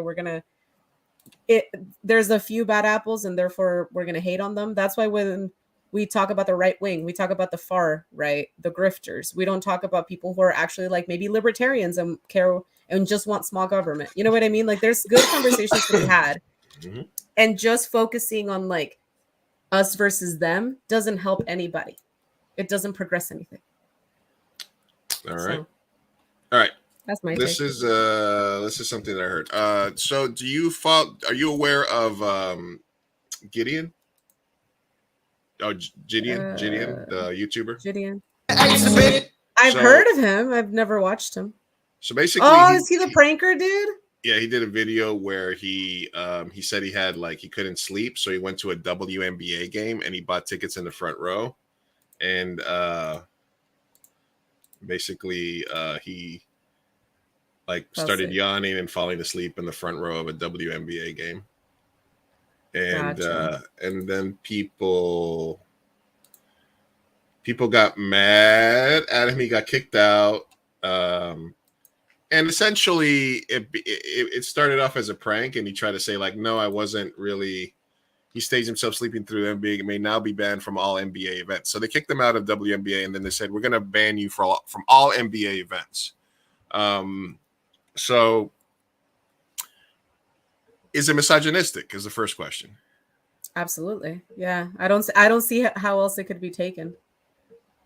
Right. So he basically. What do you think? No, that's immediately what I thought, but he was trying to sort of defend himself and saying like, okay. "Oh, you know." I'm curious to know what his defense is. I was watching an interview that he did with on the Fragrant podcast, and he was basically just saying that he doesn't like it was just a prank and he was just an idea he had for a video, and he was like, "Fuck it, I'm doing it." But he didn't like how it people chose sides, like right or left, basically on it. Started saying like, "Oh, it's misogynistic, it's this and that," and stuff like that. Because like he's friends with several NBA players, and like he was actually in a Minnesota Lynx game, I think, and that's where he got kicked up. And he's like, "Oh, I'm gonna call Kat, who's one of like the superstars of the men's basketball team in Minnesota," and he got him on the phone and he put him on the phone with the security guard, and he's like, "No, he's cool," but he still got kicked out of a couple of other games. He then said that he went to another game and he didn't do the prank because he was actually having a good time. But just the fact that the premise was, I can't get any sleep, so I'm going to go watch women's professional basketball. And then like, the premise was already misogynistic. The premise is it's whatever you're watching is inherently boring that it put you to sleep. That's the messaging. And the thing is, it's not at a Lakers game where LeBron is fucking playing or whatever. Like it's, you're not at a fucking messy soccer game. You're at a women's basketball game. Like obviously the messaging is going to be like, okay, so you just so happen to choose a women's basketball game to fall asleep in. No, he said the doctor prescribed this, basically, is what he said. That's so funny. Like what there's no other way. Like if I was a misogynist, then this would be fucking hilarious. It'd be like, yeah, fucking women, am I right? They're so fucking boring. Yeah, based. It's based, yeah. Like it would be hilarious, but I'm like, if you're not a misogynist, you don't get it. So I get it, right? But it was like more cringe. It's like low hanging fruit. It's like telling a fat guy to eat a salad. Yeah, like I don't understand. It's like I actually had a salad today. There you go. Nice. I also it's like I don't know. Think of a group that you could just be, a dick over or whatever. Anyway, that was just an interesting thing. I wanted to get your take on it. Yeah, YouTubers are stupid. He's also he does a lot of he did like the video where he's like, I'm going to the most racist town in America, and then he goes to like talk to like Klan members and stuff like that. He does a lot of stuff like that. Like he showed up to a Civil War reenactment with like a bag of cotton and like handcuffs and stuff, like dressed like a slave and stuff like that. And they're like, "No, you can't stay." Some of that stuff like is cool. I like because it's very like because of who he's doing the pranks to, I guess, right? So I guess the Yeah. conversation is like, is it just, it's because he's doing it to women. It's women professional basketball players at a time, right? Oh, he also went to like a game where when he went to the Brittany Griner game, who plays for Phoenix, he With his wore smoke weed. no, he wore a like Vladimir Putin t-shirt. Oh my god. So That's so fucked up. So I agree it's That's fucked up and fucked. misogynistic. I also, as a funny guy, as a comedian, think that people should be allowed to do stuff like that, right? But that doesn't mean that there's no consequences to it. Right? Yeah, I was gonna say no. He should be allowed, and the video is up and monetized, Right. so it should be allowed. I'm not at all arguing it. Right. But also, like you said, there should be consequences, and you know, he clearly doesn't care about women's basketball, so obviously they're gonna be like, we're gonna take all NBA away from you. Yeah, that was the fucked up part. Male as well. But like I said, when he went to the Civil War reenactment with another black guy, and he was like, where do you want us to go? Like, he was like, they were just like, all the white people were like all so cringy and so stuff. I love that. I was like, yeah, you know what I'm saying? So I guess thinking about it is like, is the audience different? Is the victim like, because the prank stuff is so just out of control, man. Like, it's just so it's just so easy content, right? There's a British dude that literally did a prank, and he was just breaking and entering into people's houses. Like, it's wild.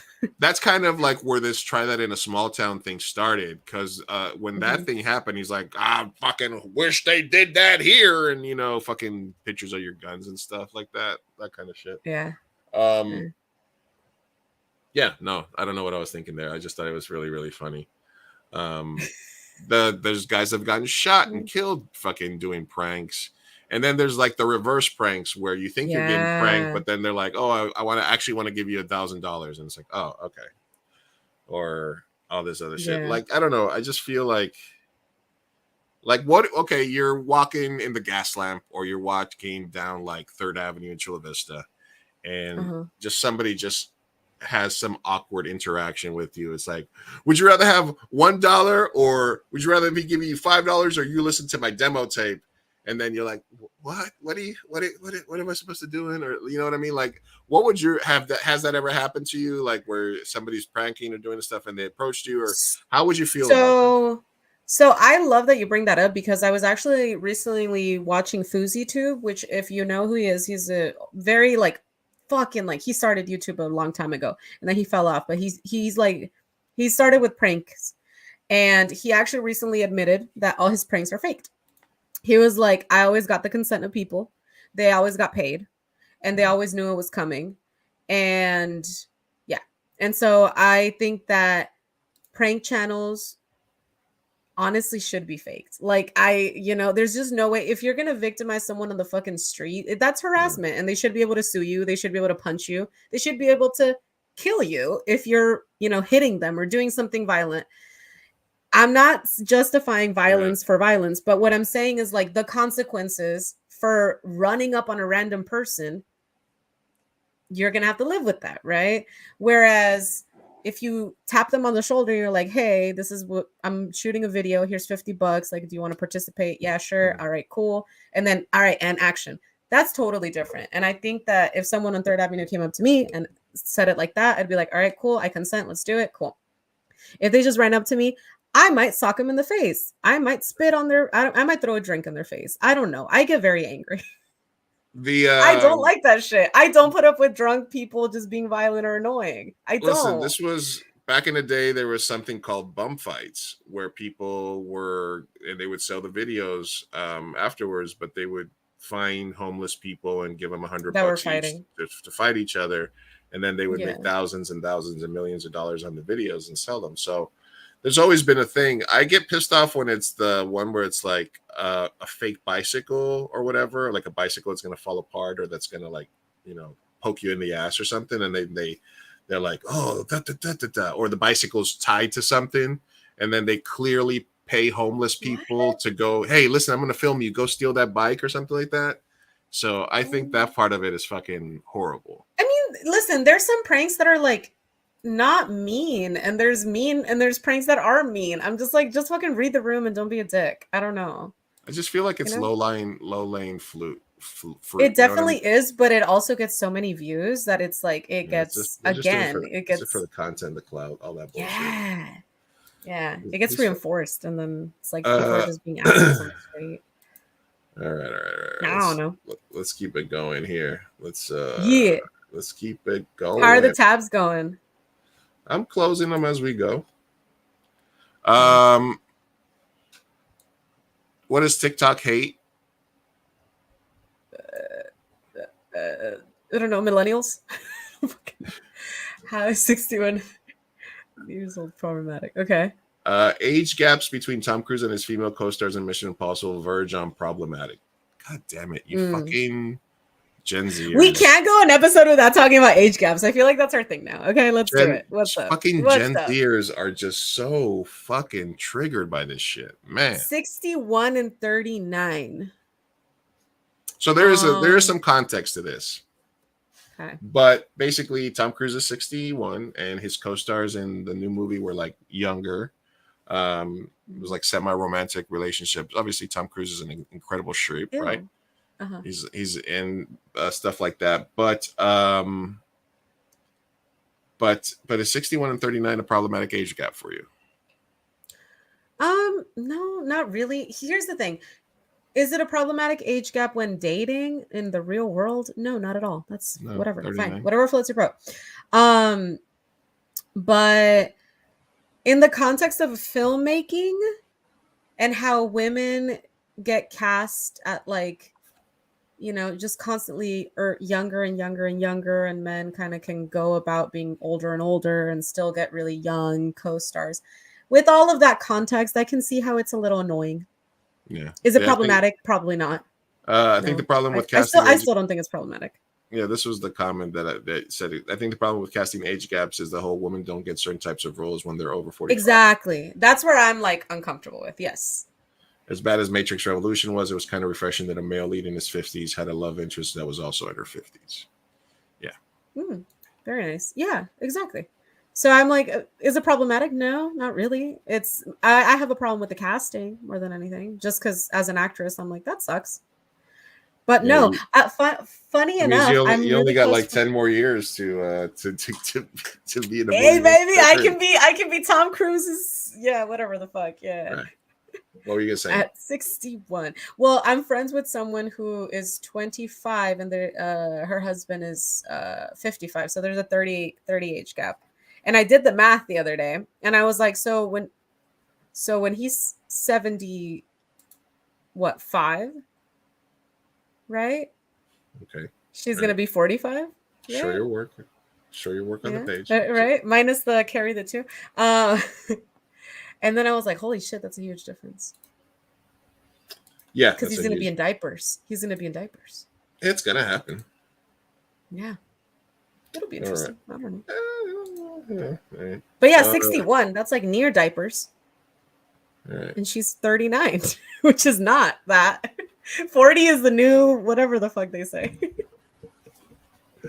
All right. This is our Hellscape watch for the week.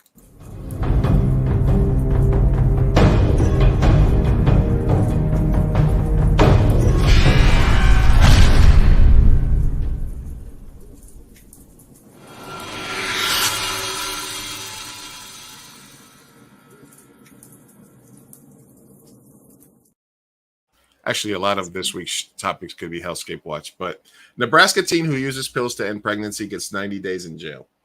Celeste Burgess, 19, and her mother, Jessica Burgess, were charged last year after police obtained their private Facebook messages. This is where we are now, where if somebody thinks you got an abortion in a state when you're not supposed to, they can then report you to authorities who can then get a subpoena and get your private Facebook messages with your mom, and then give you 90 days for taking an abortion pill. Nope. No, thank you. No. I don't like it. Not. It's bad. I don't like this timeline. Get me out. It's got to be something better going on in an alternate timeline. We are in the darkest timeline. So fucked. Yeah. Anyway. Yeah. There's nothing really much you could say. Abortion is great. I don't know what to tell you guys. I am a proponent for it. I'm for it. We got too many people. And if too you many use kids a people pill, don't good like. for you, girl. Good for you. We overpopulation. Just yeah, it's all good. It's all good. Let's well, not in Nebraska. No, it's not all good. It's not there at all. All right, let's do it.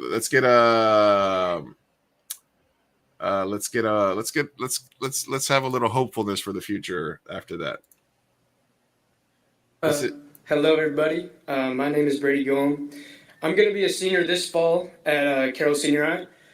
I'm ranked in the top 20, and I spent the entire day today working on college essays. I'm applying to a bunch of the elite schools out of state, and not a single one of these schools would be okay with the changes being proposed. Every school asks you about what you bring to their school. What about diversity? What about inclusivity, etc.? You're making it so much more difficult to get accepted to these schools, and you're making it so much more difficult for all these students in life in general. There is already so much intolerance in school today, and that's when it's supposedly against the rules. Imagine the consequences when it's removed completely. I'm on varsity cross country, I'm on varsity track, and every day I hear homophobic and racial slurs, and no one ever stops them, and it is against the rules. I do every day try to tell my teammates to stop. It is not okay. This is not right, and no one ever listens. But I'm starting to make headway. I hear it less. More people are on my side. And by passing these new changes, it will wipe all my hard work away and making my team a better place, a team where people feel included and people feel wanted. These changes do not benefit anybody, but they hurt a lot of people. I'm white, I'm straight, I'm 17 years old, and I know what you're doing is wrong. I'm 17 years old and I know what you're doing is wrong. I urge you to not make these changes to my school. Please. Thank you. Thank you, Mr. Joel.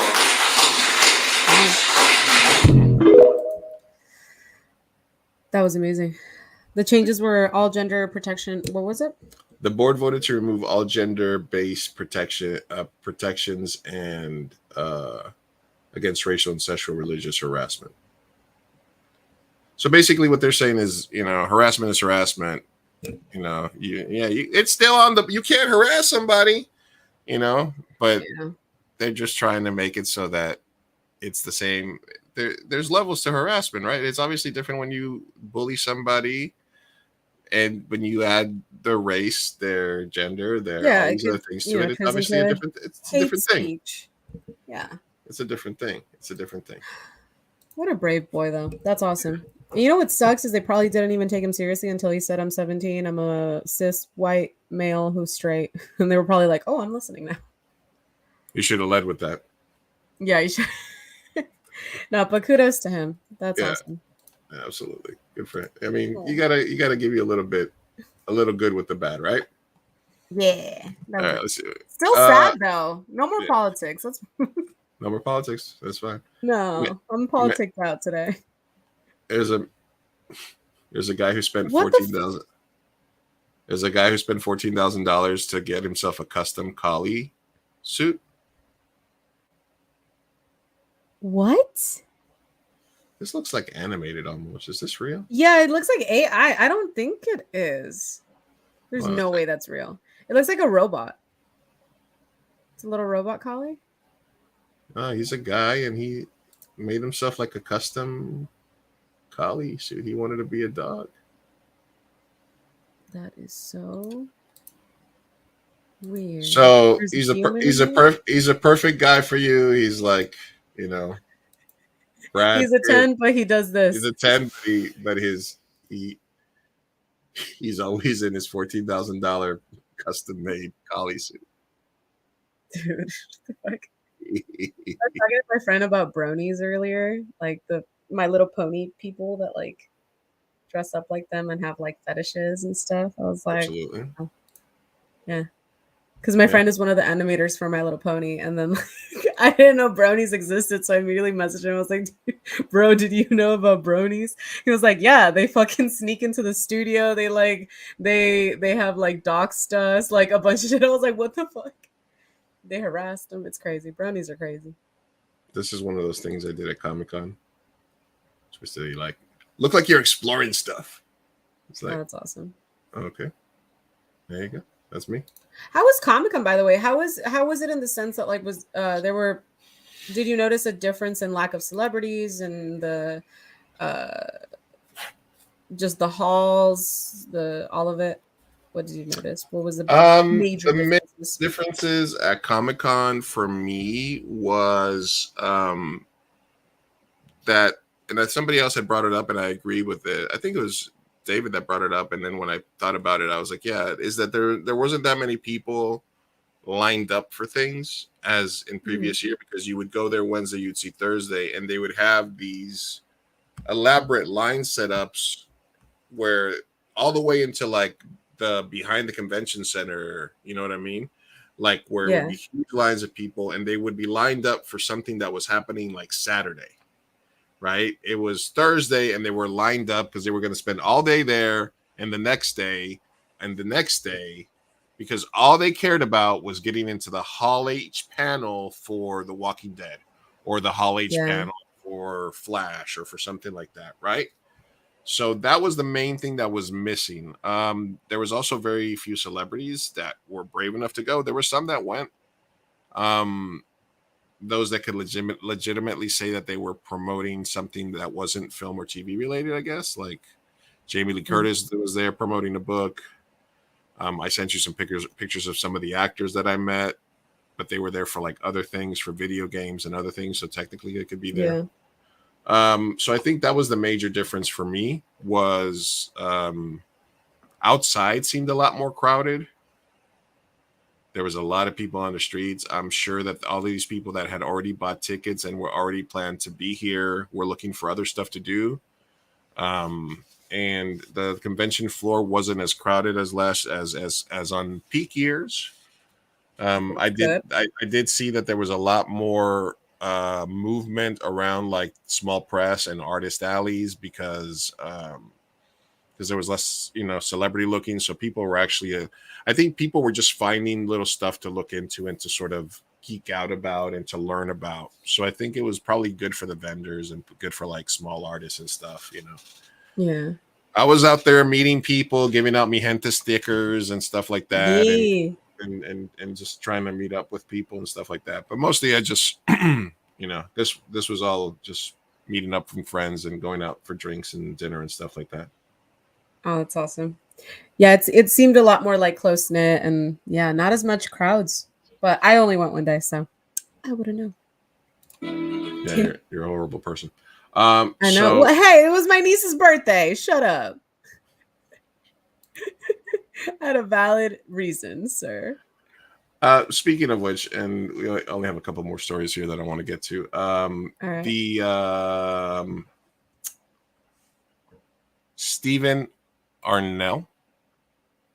That was the douche. Okay, yeah. I was gonna say there was a dude that I saw on Twitter. Yeah. Okay, continue. It was him. So basically, a couple of things came out for him. He did this, and then also he was at like a Canadian Comic-Con after the strike had cast, and he's like, "Oh, we can talk about this or this, but we can't talk about Arrow." And people were like, "What?" And he's like, fuck it, let's talk about it. Stephen Amell does not support WAC. Basically said, "I do not support striking. I think it's a reductive negotiating tactic, and I find the entire thing entirely frustrating." Fun fact, this dude makes SAG residuals off his many years portraying a comic book character who is a leftist anarchist based on Robin Hood. So. Oh my god, that sucks. The irony is wild. So immediately people were like, cancel his SAG membership, blah, blah, blah, do the thing. What were your initial thoughts when you saw that? I was annoyed because, like, what do you mean it's reductive? Like, I want to pick his brain a little more. Like, what's the alternative? A lot of times when people look down upon striking is just because in their world, in their mind, there's other ways, there's other means. And it's like, no, bro, we got to this point because there is no other way. Like, there's no negotiations that have been happening. It has not been successful. And like, there's a reason why we're here. So like, I don't understand. Like, yeah, I just don't get it. I don't understand his viewpoint. What about you? Funny you should say that, because it only took him a couple of days of probably getting shit on all over the internet for him Oh to no, backtrack. for him to come out with this. Back it up. Beep, beep, beep. Stephen Amell clarifies his misinterpreted anti-strike comments in lengthy statement. Oh, gotcha. So basically, he provided a bunch of context. The 42-year-old seemingly tries to walk back his "I do not support striking" stance. So basically, he says, understandably, there's been a lot of reaction to the comments I made this weekend about our strike. To ensure there is no misunderstanding, it has already been a big misunderstanding, and everybody understood you perfectly. We all About my thoughts understood and you. intents, I'm providing what I actually said in clarity context. All right, so this is what this is his copy and plea.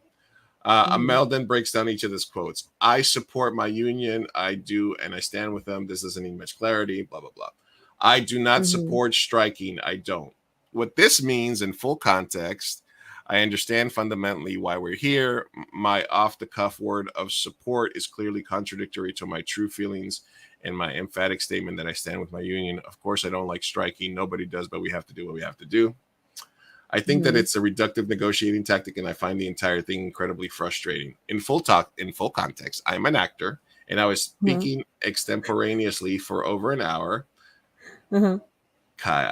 Cope. I emote, but I certainly don't think these issues are simple. Our leadership has an incredible, complicated job, and I'm grateful for all they do. Despite some of my terrible acting, early work, I assure you I'm not a robot. From an intellectual perspective, I understand why we are striking, but that doesn't mean it isn't emotionally frustrating on many levels for all involved.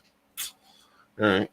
I think that thinking as it pertains to shows like the show that I am on that premiere last night, I think it's myopic. What I meant, nothing about the strike is funny, but if I may self-deprecate for a moment, I have no clue what I was trying to say here. Blah, blah, blah. Amel then concluded, and as I said for Jump, I want to ensure that my thoughts and intentions are not misconstrued.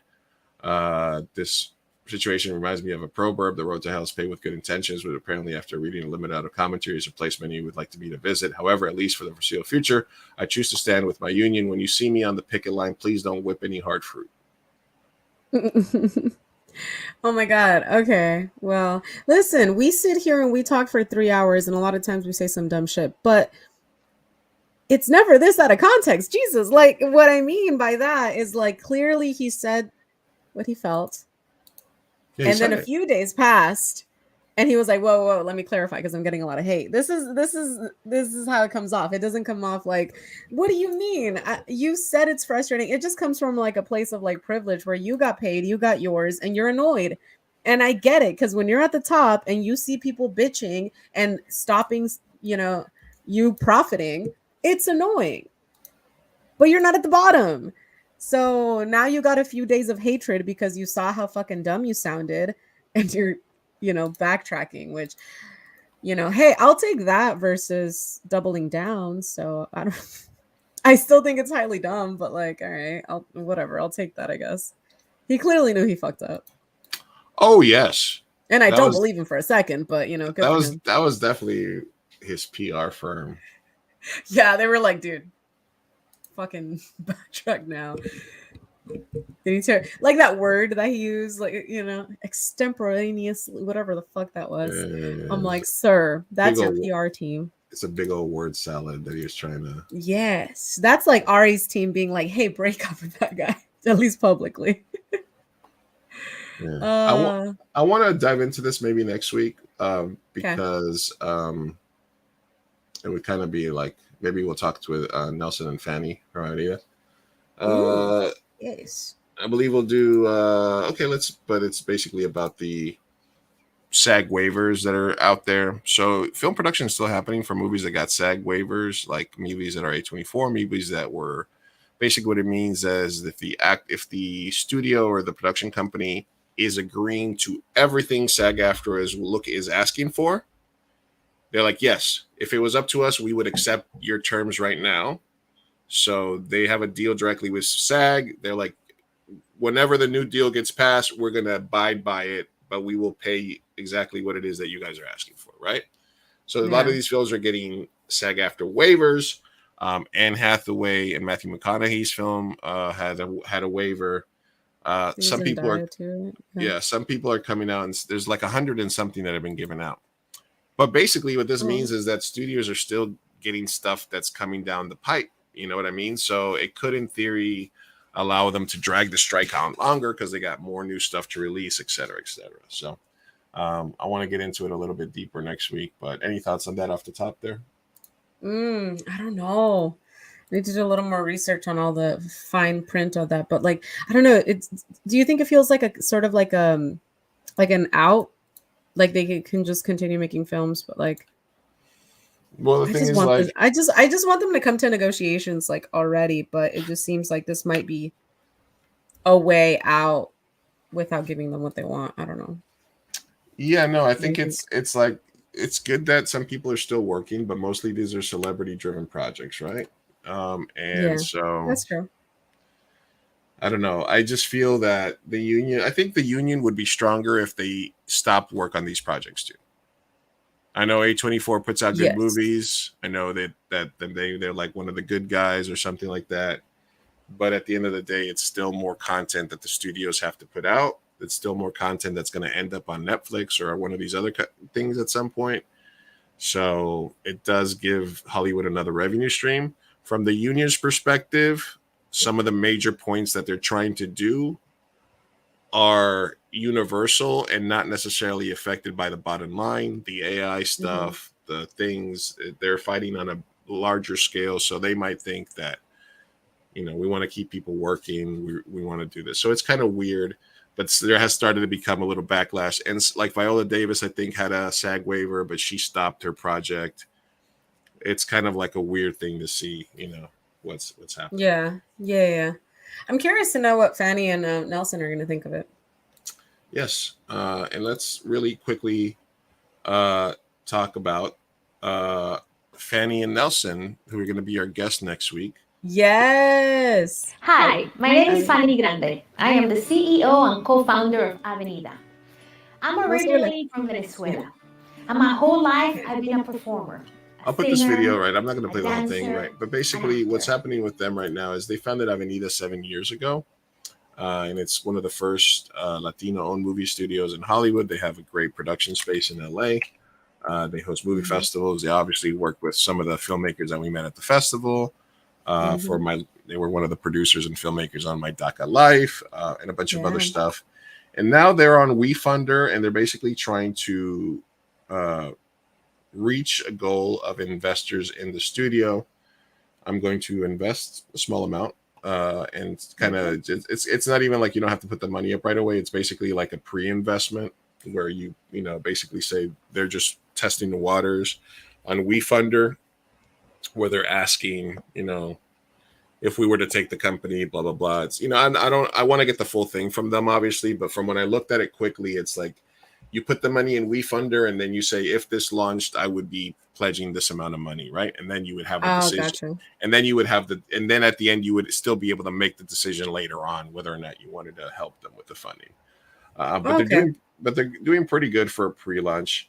And they also have the Fund Our Stories web platform that is kind of like the equivalent of like an Indiegogo or what are the other funding things like WeFund and GoFundMe, stuff like that for movies and stuff like that. So it's going to be interesting to talk to them next week about it and just kind of get a little dip into it. So a little preview for next week's show. That's awesome. Yeah, I just opened it. It seems like they only have 24K left to go, but they already have 145. Yeah. 1,000. The fuck? Wow, that's really cool. All right, I'm gonna pledge something as well. All right. Nice. Catching up on some stories here. Pinky Doll, who we saw does the ice cream, so good. Yeah. Ooh, yum. Yes. Yum. Pinky Doll. She makes about $7,000 per day from her NPC streams. But and $4,000 to $5,000 per day on OnlyFans signups. Oh, damn. Oh, something that I learned though is I forgot what the exact percentage was, but I heard that on TikTok they keep an obscene amount of the income. More than 60%, right? Like a lot. Yeah. So out of 7,000, it's like gang. it's still a good amount, right? But it's like, yeah, no, to make 7,000, I heard you have to like, it's a whole thing. I was like, oh my god, that's actually really hard to make to 7,000 on TikTok. Yeah. I mean, it's a grind. Yeah. All right. So this is something from Ad Week that happened last week. I might have to lower the volume. Yeah. Uh-oh. So no, this is part of the video. So this is for the French. This is like supposed to be like a promo video for the French national team, right? Uh-huh.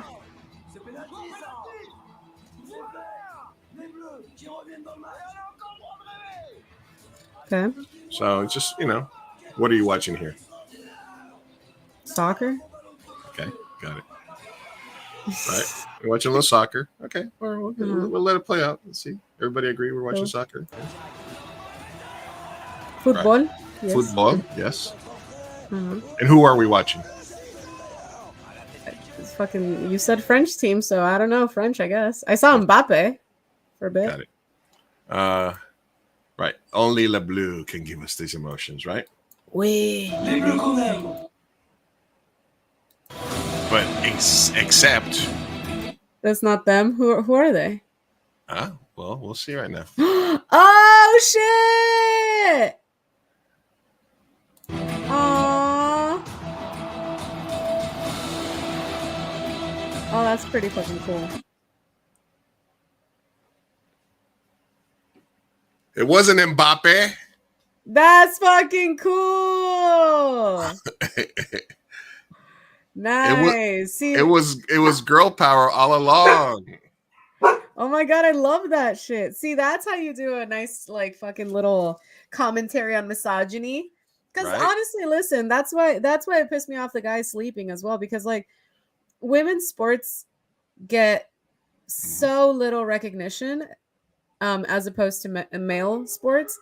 And like, dude, they're highly impressive. The San Diego Waves, like, they're amazing. That was cool. I wouldn't have fucking thought that was, there's not much of a difference, is what I'm saying. But like, I was watching. I was watching the Colombia-Germany game the other night. I stayed up super late to watch that, and it was incredible. Colombia, they tied with Germany 1-1, and then in the 96th minute we beat them, so it was nice. But that was an awesome little video, right? That's a really great way to. It was really well done. That's a great point. That's a great point to make. Yeah, because you're like, I love that. These are some badass highlights, and it's like, what if they were women? Yeah, exactly. It points out to your unconscious bias, subconscious bias. Yeah, and it's good VFX, obviously, but damn, them French girls is badass. They're badass, dude. Women's soccer is freaking awesome. Yeah. But like, we're just so used to belittling. They should do that for basketball. Oh my god. We're just so used to belittling women in sports that like, okay, this would be like mind blown. I said this on the 323 on my friend Reed's podcast that's more sports themed. But when the WNBA came out, I always said they should lower the rim to 9 feet. Basketball rims are 10 feet tall. Yeah. Only 2 or 3 women in the whole league can even do like a very basic dunk. I said, bring the fucking rim down. The ball is already a little bit smaller. WNBA ball is a little bit smaller than the NBA which makes ball. Sense. Smaller hands. The same way that the NCAA ball is a little bit smaller than the NBA ball. I'm not 100% sure, but I think the women's volleyball net for professional or for the Olympics is a little bit lower than the men's. I'm not 100% sure on that. Why is it misogynistic for me to say that if the WNBA lowered the rim to 9 feet instead of 10, it would make it a much more exciting game? I wouldn't say that's misogynistic. Okay. No, why? I'm just asking. No, I wouldn't say that. No? Well, you wouldn't say that, but do you think like the consensus would be like, no, it's the same?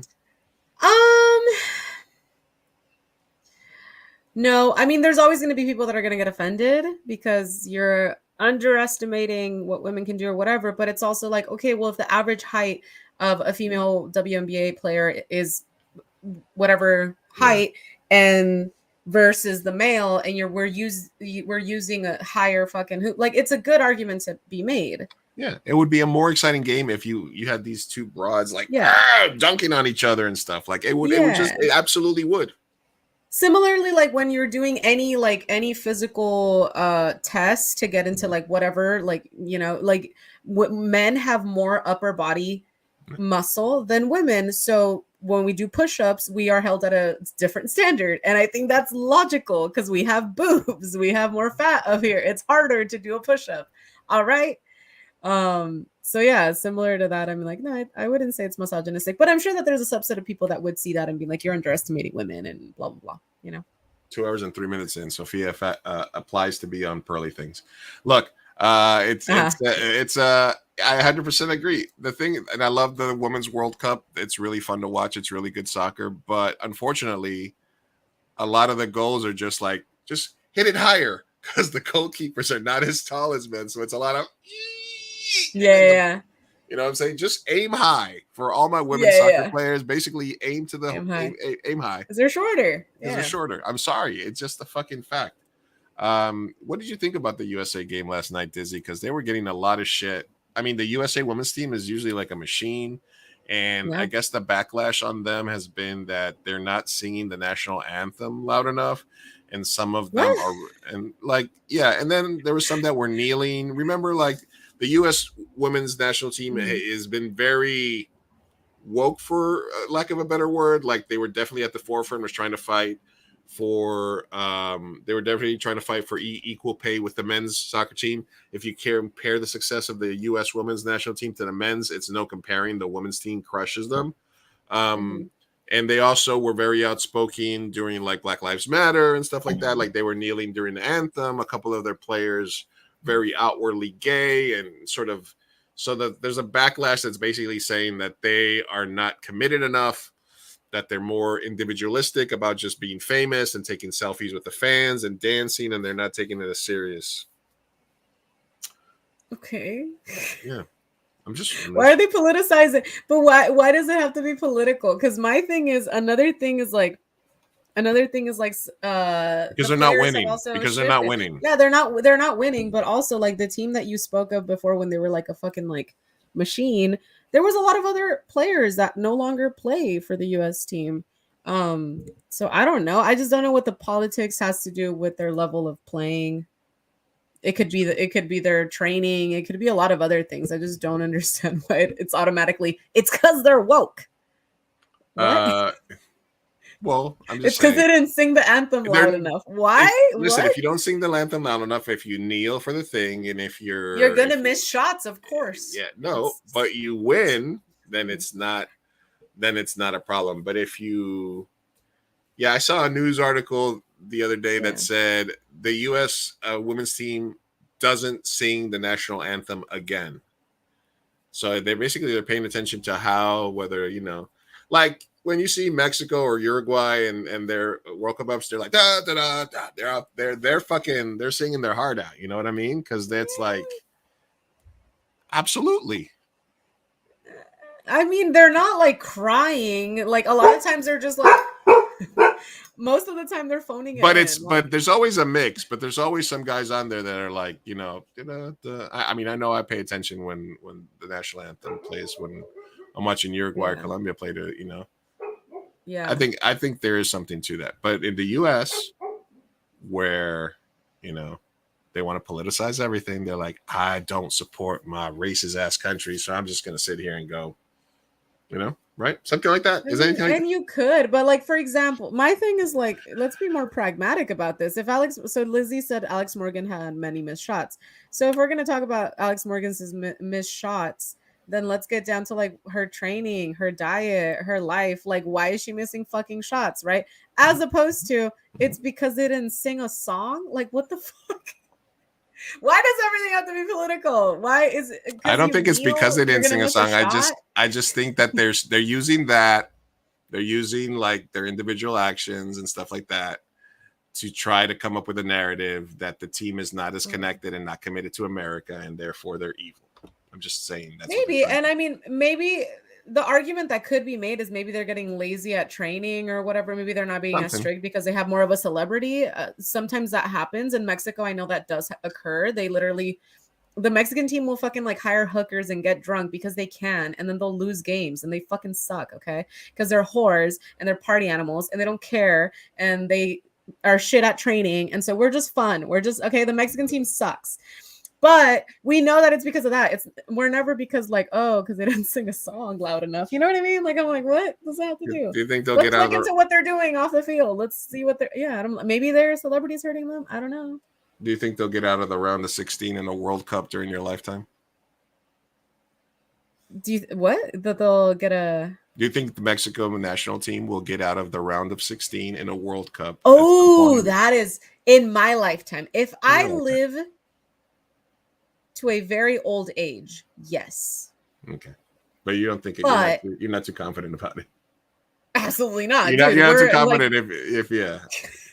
I have fun with Mexico. That is my team, but they are a bunch of drunks, debaucherous men who do not know how to train like they do in Europe. Okay.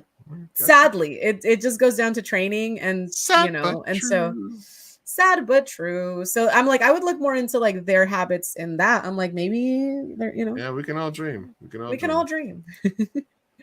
All right. So we've been holding on to this one here. Oh, I forgot. With the latest.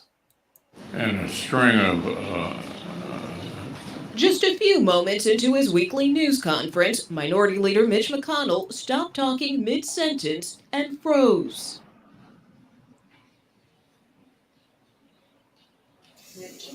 Oh no. Anything else you want to say? Or should we go back to do you want to say anything else to the press? Okay. He was escorted away by colleagues before returning a few minutes later to answer reporters' questions. You find him fully able to do your job. McConnell emerged from his office this evening after receiving a call from President Biden. Well, the president called to check on me. I told him I got sandbagged. And they're the people that are in charge, ladies and gentlemen. Oh my God. God. Hey, like, I don't want to make fun of a freaking old man who clearly is unwell. Like, that's not good. You think I want to make fun of an old man? No. It doesn't make me bro, feel they're good. I know, but they're the ones making the fucking laws. And they're so geriatric and near death. And they don't give a fuck about the future or us, young people. And what the fuck, dude? Why are the ones? Huh? Thanks for including me. You're welcome. Yes, you're welcome. Well, you're not fucking like. How old is he? Fucking 90. Mini stroke could have been. Yeah, basically they were basically saying that he had that since he had a big fall and he hurt his head a little while back. That definitely could be something that is a stroke related, and he just froze right there. Listen, if you're gonna be able to make fun of Biden for falling upstairs and stuff like that, then you can't get mad. And it's also like just like the fact that like we keep putting old people in charge. Listen, I'm not like ageist by any means, but the fact that like really the person in charge of making laws is having a stroke, Biden can't form a sentence. Trump is like fucking basically, I don't know, decrepit and like just not well. Like there should be a fit for office, and honestly I feel like we should start like getting younger people. So that brings us to like term limits, more AOCs, age limits, age limits.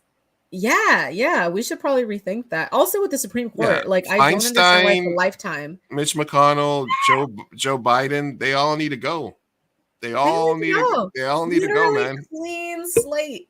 Like Supreme Court too. Why is that a lifelong fucking job? What like, are we? why? Like Trump is 70 something. Biden is going to be 90. Like nobody wants these people to be fucking in charge of us. Please. If we're going to say that Tom Cruise at 61 cannot date a 39-year-old, then 61 should be the limit to making laws. Okay, because he should not be making laws for the 39-year-old. Yeah. Like where do we draw the line? Why is there a 77-year-old man making laws for the future? Can we do a 17-year-old boy that did that speech earlier? We need a carve out for Bernie though, because how old is Bernie? He's almost 80, right? I know. Just everybody but Bernie. Everybody but Bernie. Everybody but Bernie. But Bernie is so rare. Like the fact that he's still mentally there is like kind of impressive. Look, you know? the millionaires And even are keeping all the cheese for themselves. And we're just a And, bunch like, of you little know what? rats running around fighting each other for the cheese that's left over. When I go to he's been Chula thinking Vista that since in literally San the Diego, 70s. I go to the original Casa del Taco. In National And I have City, in National City, and I have a beef platter with extra guacamole. Yes. Yes. Oh yeah, he loves his guacamole. Oh, Bernie, I feel the burn all the time. Oh man, Yeah, he's absolutely. like Dumbledore. You know, there should be like a court of old people, and they are allowed to tell us their opinion, Right. and we can take it into consideration. And that is it. They should not be the ones They making should- the laws that affect the listen. 17-year-old boy that is fucking making that speech begging to not fucking destroy his life and his If they're future. over 70, they can keep going to Congress and bang gavels and pretend, and then the real lawmakers can meet next door for like happy hour, and they can actually get shit done. You know? Yes. If you're too old to There go to should be happy a forced hour, retirement. yeah. You see that. Also, the FBI. I was like looking to apply the other day. The FBI. You have to retire by 50 something. I forget. Okay. But you're not allowed to be on the FBI past that age. So I'm like, why is it that our top leaders in the country can be 70 something? It makes no sense. Force retire them. Like, just literally tell Absolutely. them to retire. Like, bring out the choppy chop machine. Let's get on that. Yes. I know. Let's go. All right. Listen, I've heard this name. Listen, if you would have shown me this picture and you would have been like, "Who is this?" I would have been like, "I have no idea." You wouldn't have known Doja? No. I couldn't pick her out of a lineup. Higgs is gonna hate you. Higgs loves Doja. I mean, good for him. I mean, he was really vibing with that cow song, I guess. But like, I don't recognize her. I don't recognize her music. I don't. This is out of my wavelength. But the kittens are in a Doja Cat fight. Yeah, Dizzy wants your opinion on this. So basically, it's hard. break it down for me, ladies. Well, basically, so Doja, I don't know how it started. We might want to read into it, but what I do know is that Doja's fans are called kittens, and they self-name themselves. You know, kind of like the Swifties, kind of like whatever. And Doja has like a really good amount of fans. So let's read that. Doja Cat calls out her fans for calling themselves kittens as a fandom name. My fans don't name themselves shit. If you call yourself a kitten or fucking kittens, that means you need to get off your phone and get a job and help your parents with the house. So she's literally like talking shit, belittling them. It's one of those things of like, she's just belittling her fans, and it's not a good look. Literally for what? For loving you. And then, but every fandom is gonna pick like a name, right? Like the Beehive and yeah, no. And then there was also another one where like I think they said something about like, oh, like something about loving your fans or something, and she said like, what? I don't fucking know you. Why would I love you? Like, why would I say I love you or shit like that? And I'm like, there's something that was just it cut me off guard, because I'm like, that's just rude. I'm like, these are the people that are supporting you, that are financially supporting you. They love you. You don't have to say I love you and mean it or anything, or like at the very least just acknowledge their support. I don't know, like, but it's what do you how owe would your you fans? how It's would a you good question. Why would you not? I mean, I just read that part and I was like, why wouldn't? Yeah, I love you. It's the who says I don't love my fans? Yeah, like literally when we have people in the comment section, we're just like, thanks for commenting. Like, it's showing gratitude. It's like, you do this art form and people like it, and if they love it and respond, why would you belittle them and make them feel less than? It's just offensive. It's not a good look. She lost a shit ton of followers, as she should. And listen, I can't take it anymore. Stop being assholes, because then I feel guilty listening to your music. And Doja, I like your music. Ari, Kanye, fucking, let's not even talk about the pedos. Like, you know, what's the Trapped in the Closet motherfucker? I really like that one song and I can't listen to it now. It's sad. Doja, stop being a bitch. You know what? I'm gonna play it at karaoke one day in between, and I'm gonna see if people react at all to it. It's like kittens. Because no, I mean, remix to Ignition is a bop. That's the one I was thinking. Wait, yeah, Ignition. Also, that one that he did with Lady Gaga. The "Do What You Want with My Body." Like, oh my god, it's so good. And I believe I feel can fly. ashamed. Yeah. I believe I can fly. Trapped in the closet. That was what? Yeah. As someone who was in the closet, you can't play as a You child. can't play it. You can't play it. I played some old Kanye the other day, and people didn't care. So Yeah, I don't know. I mean, no. What I mean is like, I mean, people are there. That's a whole other conversation of separating the art versus the artist. Blah blah blah. We can have a conversation on that. But what I mean is, can y'all stop being assholes so that we don't feel guilt listening to your damn music? Because Doja's actually a really fucking like good artist, but like, dude, that's messed up. Now I can't play Yeah, Lizzo. so I many can't play fans Doja Cat. Lizzo? Yeah. So many fans shut down their fan pages dedicated for exactly. Like, dude, these are people that are dedicating their free time to you. I, to an extent, can give her some grace in the sense that maybe she cares and is like older sister, like, hey, do something different with your day. But the messaging is just rude. The delivery, the wording. Her boyfriend is Jeffrey Cyrus. Who the fuck is Jeffrey Cyrus? Is that Miley Cyrus's brother? Is he Cyrus? I don't think so, because I know Noah Cyrus is a guy. Doja Cat's boyfriend, Jeffrey Cyrus, has been accused of allegedly being a groomer. The victim says Doja blocked him. Do you not know about your man's past and what he did to people? She's dating a goofy white dude? She is a goof. She is a goof. I could see her with the goofy white dude. How can you not say you love your fans? It's the whole reason you fucking exist. Yeah, that's my thing. And I'm like, okay, maybe you don't want to say you love them because, okay, whatever, the word, you don't mean it. But I'm like, at the very least, like, thank you for your support. Thanks for listening to my music. Like, I appreciate you all. Like, there's other fucking words instead of being like, go get a life, you losers. Like, you a bitch. You a bitch, Doja. Come on, be nice. I don't know, because I don't even know you. And we don't know you, but we have supported you through thick and thin. Mind you, nothing without us. You'd be working at a grocery store making songs in a fucking garage band. I mean, that's a little bit out of line there. Nobody forced you. Nobody forced you. I don't know why you're talking to me like you're my mother, bitch. You sound like a crazy. Okay. But then also, why are you replying, bro? Like, it's just not a good look. It's period. That's it. It's not a good look. It's just a bad look. About Lizzie, Dizzy, are you still riding with Doja, or are you? Does that change her, like, in your eyes? Is she out of the playlist? Is she out of the Only Bangers playlist? I don't think anyone's out of, for me at least. But yeah, Lizzie, answer please in the chat. Oh, I don't listen to her music. Okay. Well, that's good. That's good. Right. I don't think for me anyone's out of the playlist, but my thing is, yes, bitch, we're here for the tea too. But you feel guilt, if they're being assholes, you're kind of like, you can't vibe the same. It's different. Like the other day, Bad Bunny came on, and I was like, I play the one Bad Bunny song that I can tolerate. Usually when I have to go to the bathroom, because I have the music video and stuff, and people like it and stuff like that. So that's the only Bad Bunny song that I can stay. It's the one that where he calls you out. The VIP one, whatever that one is. Te pregunto, right? Oh, Titi me pregunto. Yeah. Titi me pregunto, yeah. La Sofia. Yeah, that's a pretty good song. And sometimes I'll just leave the music video playing while I gotta go pee. Yeah. Because people like it. It's a good one. Yeah, I used to always do the shake it like a Polaroid picture.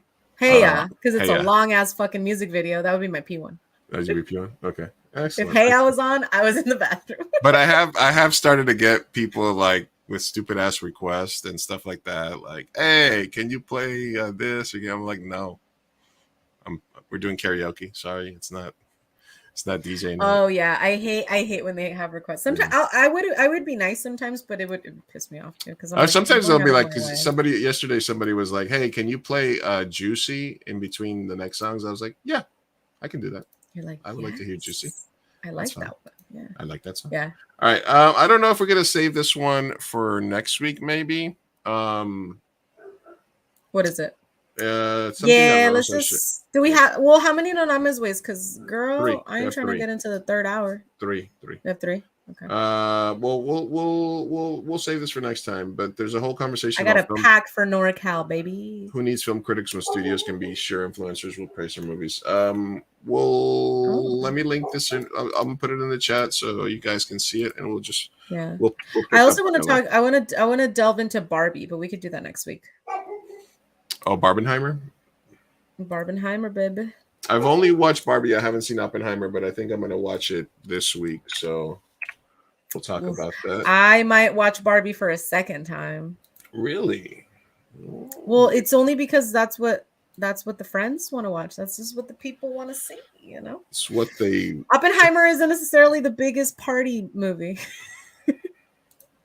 Look, Barbie made so much money. It did. I gave it a lot of money. I went to the reclining seat one. All right, we just have one more story and one more topic, and then we'll get to No Names Way then, okay? So this is something that's interesting just because it involves the whole thing with I'm sorry, what? We're a news show, Sophia. I just read Florida PragerU and I was like, nope. I'm checked out of politics right now. Hey, listen, we gotta cover some news once in a while. You're covering. All right, go. All right, come on, don't worry about it. We'll get through this. Don't worry about it. Florida public school students will learn from PragerU kids. So basically, PragerU has been approved to provide videos that are going to be watched by children. Oh my God. Maybe we'll dive into this a little bit later, but I just wanted to give you a preview of some of this stuff. It's basically don't feel bad about stuff your ancestors did.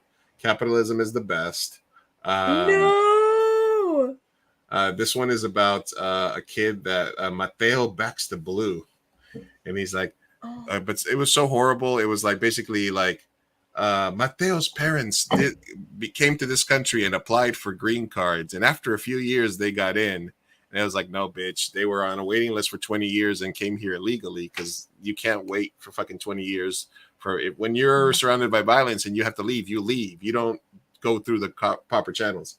So basically, PragerU is making videos. This one, they also made a video about how Canada's, they're like, in Canada, healthcare is free, but it takes a long time. And it was like, in America, healthcare is more expensive. But if you're dying, you can pay and not, oh my God. Listen. In Florida. Yo. Can we just like trade Florida for Italy? Like, really? Can we just... It's like a boot, just cut it. Oh, do you think the equivalent? All right, let me just play one of the videos and when we're done. Italy's far superior. Mom, Clara, and grandfather Jacob are encouraging Anya by sharing their own stories of perseverance. Timon remembers having to meet people late at night in a freezing cellar to avoid the communist authorities. But that didn't stop him from sharing his ideas. Grandfather Jacob tells her about the Warsaw Uprising, when the city's Jews fought back against the Nazis. Jacob remembers helping smuggle food, blankets, and... This is basically like a line of thinking with like the Holocaust made people stronger and they had to have skills to get through it, which is fucking ridiculous. So basically, PragerU is already fucking insane, but PragerU Kids now is part of the official Florida school system curriculum. That is and teachers can play these videos for kids. Terrifying. There's a one where they met. They're basically this one where they met Booker T. Washington. I'll give this one. I hate that our country had slavery. Mr. Washington, sometimes do you wish you could have lived somewhere else? Like a different country? That's a great question. And I hate slavery too, but it's been a reality everywhere in the world. And even now in 1910, it's still happening in other countries. Despite our nation not always living up to our declaration that all men are created equal, I am still so proud and thankful to be an American. Even though you were a slave? Exactly, because I was, and not anymore. America was one of the first places on earth to outlaw slavery, and hundreds of thousands of men gave their lives in a war that resulted in my freedom. So yes, I am proud and thankful. Oh, yeah. When you put it that way, it totally makes sense. But don't... This was in 1910. And he was a slave. And he's so grateful. Oh, Listen, one of the parts of this video, hurts. one of the parts of this video is where they're like, "Oh, you don't have to be." Well, listen, you don't have to be ashamed about things people your ancestors did 200 years ago or 100 years ago, but it's just very cringe to say that because you still have to be aware of the consequences and what that created in society. So, and that's the thing is like you don't have to be ashamed of it, but you also don't have to you can't deny it. Books and avoid it and not learn about it. Like, here, ignorance is only blissful for the ignorant. All right, cool. All right, we have to do this. Then we'll do a panic cleanser, and then we'll be out of your way. Okay. Just because I absolutely forgot that I wanted to do these today. So AI. No. What is it? Listen. You can go pee. I'll be here. You can step away from it. You can step away for a second if you absolutely need to. All right, cool. I might do that. Wait, what are the topics though? The thing is, I get into it. No, it's not a topic. It's just something I have to get through. All right, we're talking about AI here. So this week I went through some Adobe AI things, and I tried to create some images here just to sort of see where AI is at. So I want to share a couple of these. Definitely gonna go to the restroom. Then I'll be back. No, where are you going? Compromiso. I'll be back. I didn't say you. I didn't think you'd actually go into the bathroom. All right. You're gonna talk about the picture, no? AI? I gotta pee. Okay, I'll be back. All right. Well, I'm gonna wait till you come back. So go ahead. We'll vamp. I muted. What are you gonna vamp about? I don't know. Go. We're gonna talk shit about you with chat.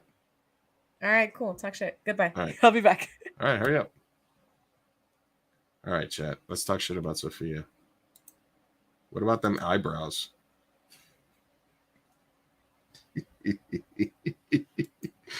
All right.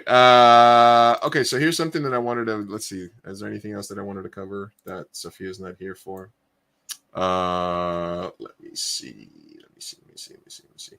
All right. So basically, we can actually just jump into it. So I asked AI to do a couple of things for me this week. In this case, what I asked it to do was create some art for me, and this one was this is literally what I wrote. I said, a thin Latina singer and a man in a suit and a bow tie and a guy with a scar across his face sitting in a 50s style diner with neon lights above the Say Mi Gente show. And this is what AI came up with. Because I was looking for like thumbnails. So I wanted Ariana Grande, I wanted Pee Wee Herman, and I wanted Angus. And this is kind of what AI came up with that prompt. So AI is really not all the way there. Mi Gente C show is what this one came up with. Mi Henchme. These people look more Asian than anything else. So even though the threat of a jerk, the jerk for what? For going on without Sofia? Them's just fighting words, Mello. What are you talking about? All right, we're waiting for Sofia. No. Let's promo your event, Mello. Now that you're here, and we know you're in the house. Give me a second, and I'll find it. All right, guys. Make sure that if you are still watching, thank you for hanging out with us late tonight. We are live. We'll be back next week as well. We're going to have Nelson and Fanny Grande from Avenida Productions next week. We'll do his live stream probably earlier in the day next week because they are doing business hours. I put the link in the thing if you want to join their WeFunder. We also need some help with views, reviews on different platforms. So if you're on Spotify, make sure that you are following Mi Gente. If you listen to music on Spotify, if you listen to music on iTunes, if you listen to music Pandora, if you use Good Pods, wherever you go, if you go multiple sources, make sure that you look for Mi Gente Show on that platform because there is a good chance that we are going to be there, and you can support us by, there she is, by watching us and commenting, by being a part of the show. And since Mello is here, I would like to shout out that the Mellifestations, even though you called me a jerk, I'm still going to promote your show.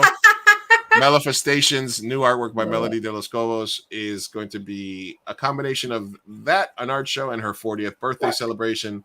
Live music by Israel Maldonado, DJ Suspiro Tropical Radio, Commercial Street Artisan Market, August 20th, 11 a.m. to 5 p.m. at the Soap Factory, 2995 Commercial Street. Free events. So, Mello, supporter of the show, friend of the show, go ahead and clip this, even though you called me a jerk, so that you can promote your events. We'll be there, or I'll try to be there. Hopefully, Sophia's there. She's in the country. Oh, yeah, it's a birthday party. We got to buy her some drinks or artwork. We can bring her some drinks. Bring her drinks, buy her artwork. There you go. Excellent. All right. So what I was showing people is what I had told you earlier, which is I did a bunch of cool prompts for AI on Adobe to see kind of where they were at. I was sharing this with the chat. So I wanted to do a thumbnail of the show today, and I put a thin Latina singer, a man in a suit and bow tie, a guy with a scar across his face, which would be like Ariana Grande, Pee Wee Herman. Gotcha. Are sitting in a 50s style diner with neon lights above that say Mi Gente show. So this is what it came up with. This guy with a Hannibal Lecter mask and her. Mi Jen Day. This one. Mi Gente C show. Okay. Right. What? And then this one. All right. So that was that one. Okay, I did another one. In this next one, oh my God. This next one I said, this was a tattoo one. This one I said, a vampire opening up a can of pickles. Those what? This is a vampire. Why is it so bad? A vampire opening up a can of pickles. Oh, that's better. That's better. How about that one? That's a witch. But okay. Oh, that's pretty cool. This is a vampire opening up a can of pickles. All right. My next one that I did was a polar bear breakdancing on a street corner in San Francisco in the 1980s. Okay. Still no.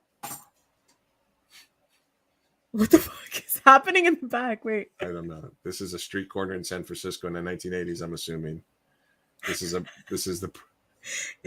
like it's just not understanding that the street corner in the 80s is a vibe and not an actual street. But this could be any street, anytime, any city. I do want to pose like this polar bear though. Like what's going on? I'm a cool polar bear. Cool.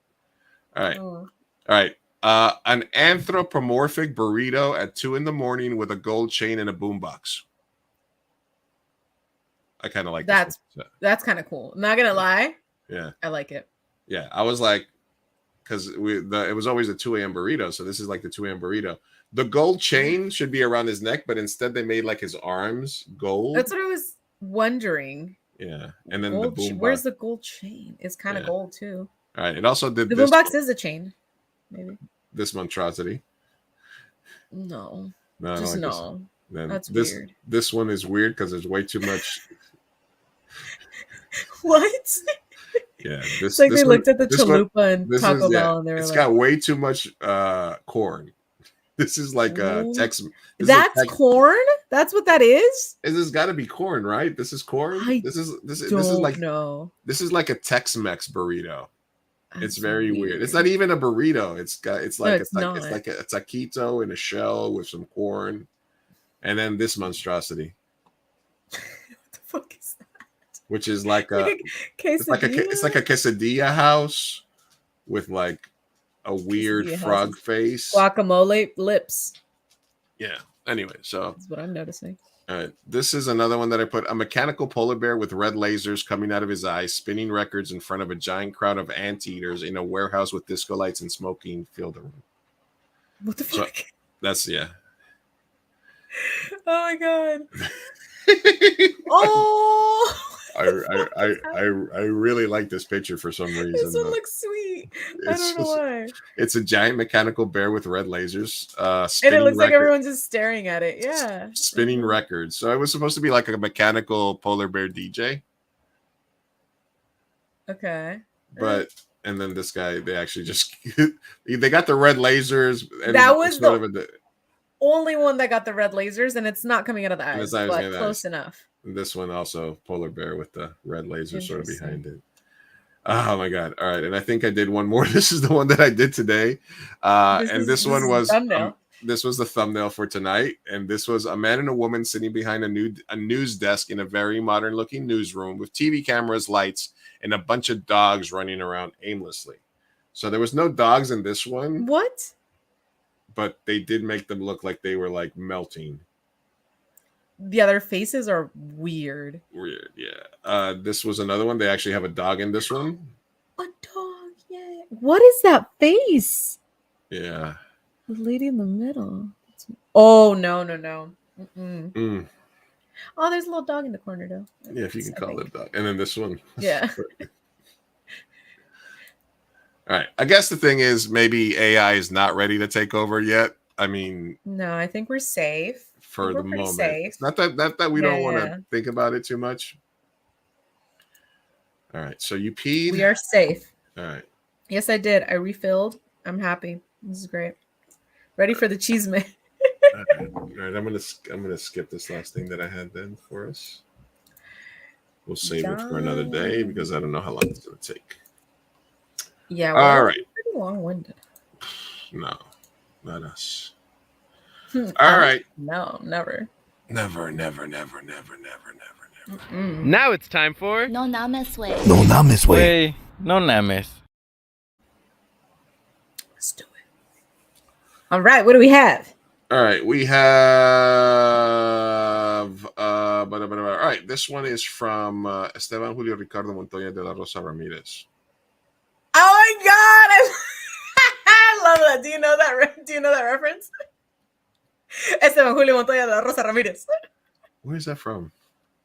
It's from Sweet Life of Zack and Cody. I do not know that. Yeah, that's oh my god, whoever put this is definitely my generation. How do I get guys to hit on me?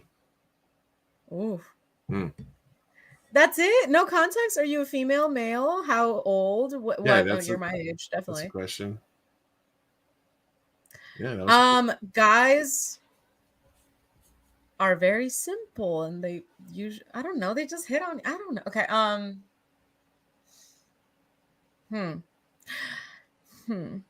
From what I hear from Instagram posts and Facebook posts from semi-attractive women, wear like sweatpants and a bun and look what you feel is ugly and go to the store and you'll get hit on by 1,000 guys because every other thing is like, oh my god, I was just wearing like my pajama bottoms and some fucking Ugg boots and I got hit on at the fucking 7-Eleven.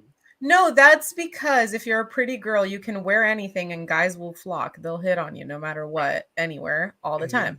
Right. But so be pretty. I don't know. I be pretty. Yeah, I haven't had this thought since like middle school. Jesus.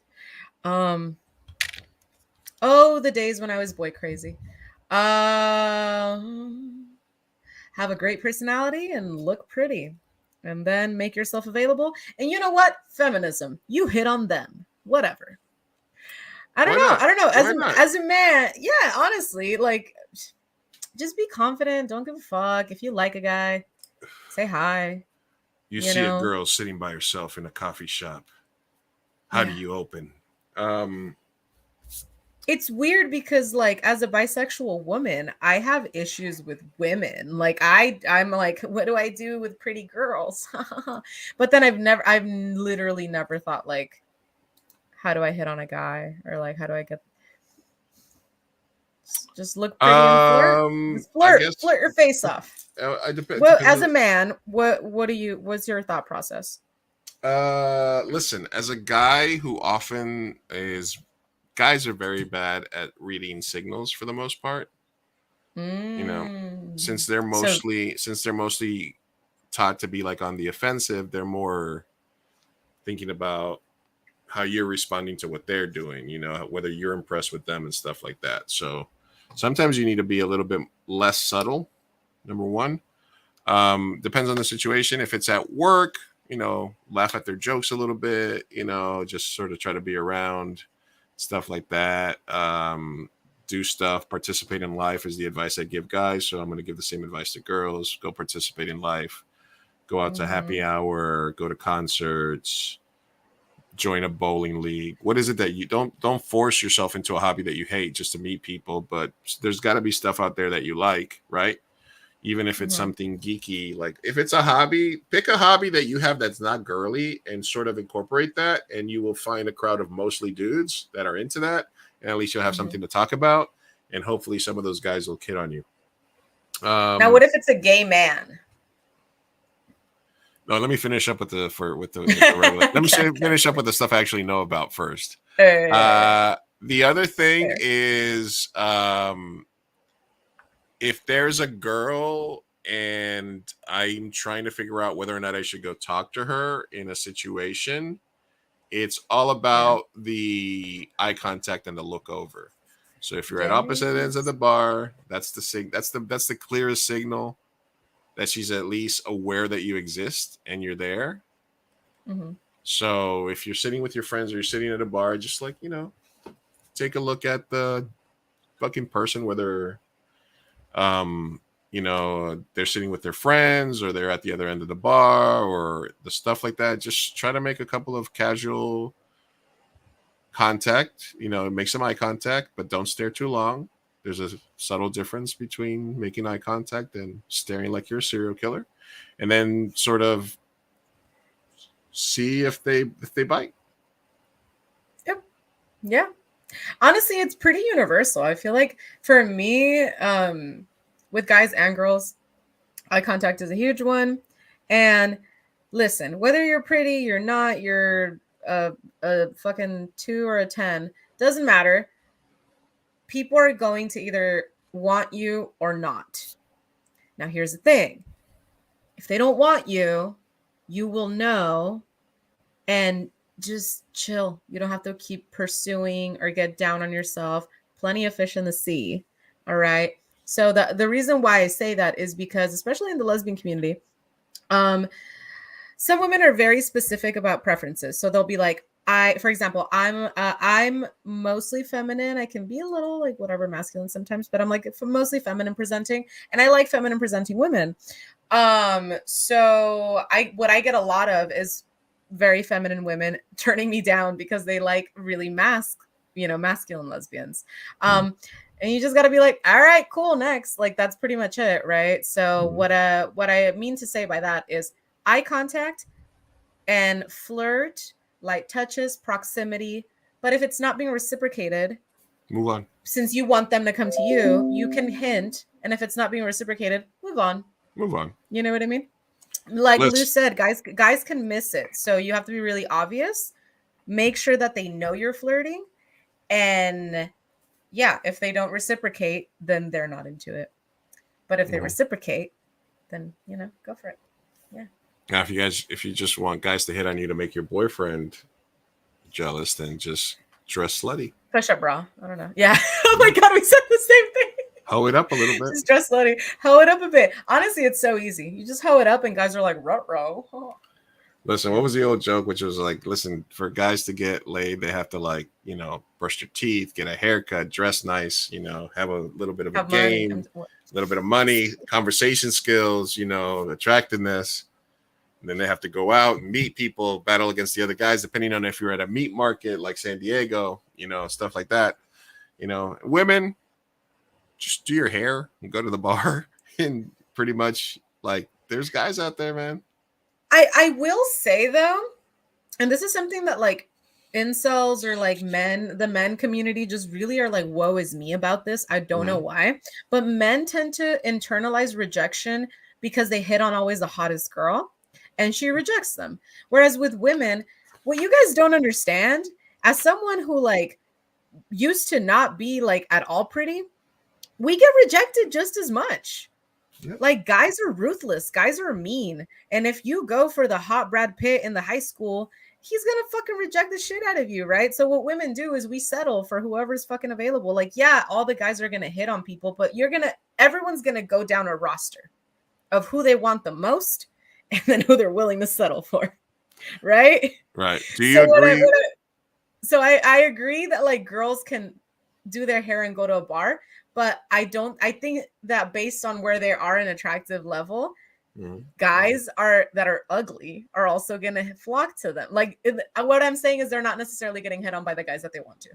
No, I understand. And they shouldn't think that they're lucky because they're getting hit on by like, you know, whatever, like, you know, and vice versa. I feel like, you know. No, listen, I've been rejected and I've rejected. So it's a thing, you know, you do what you do. You've been rejected.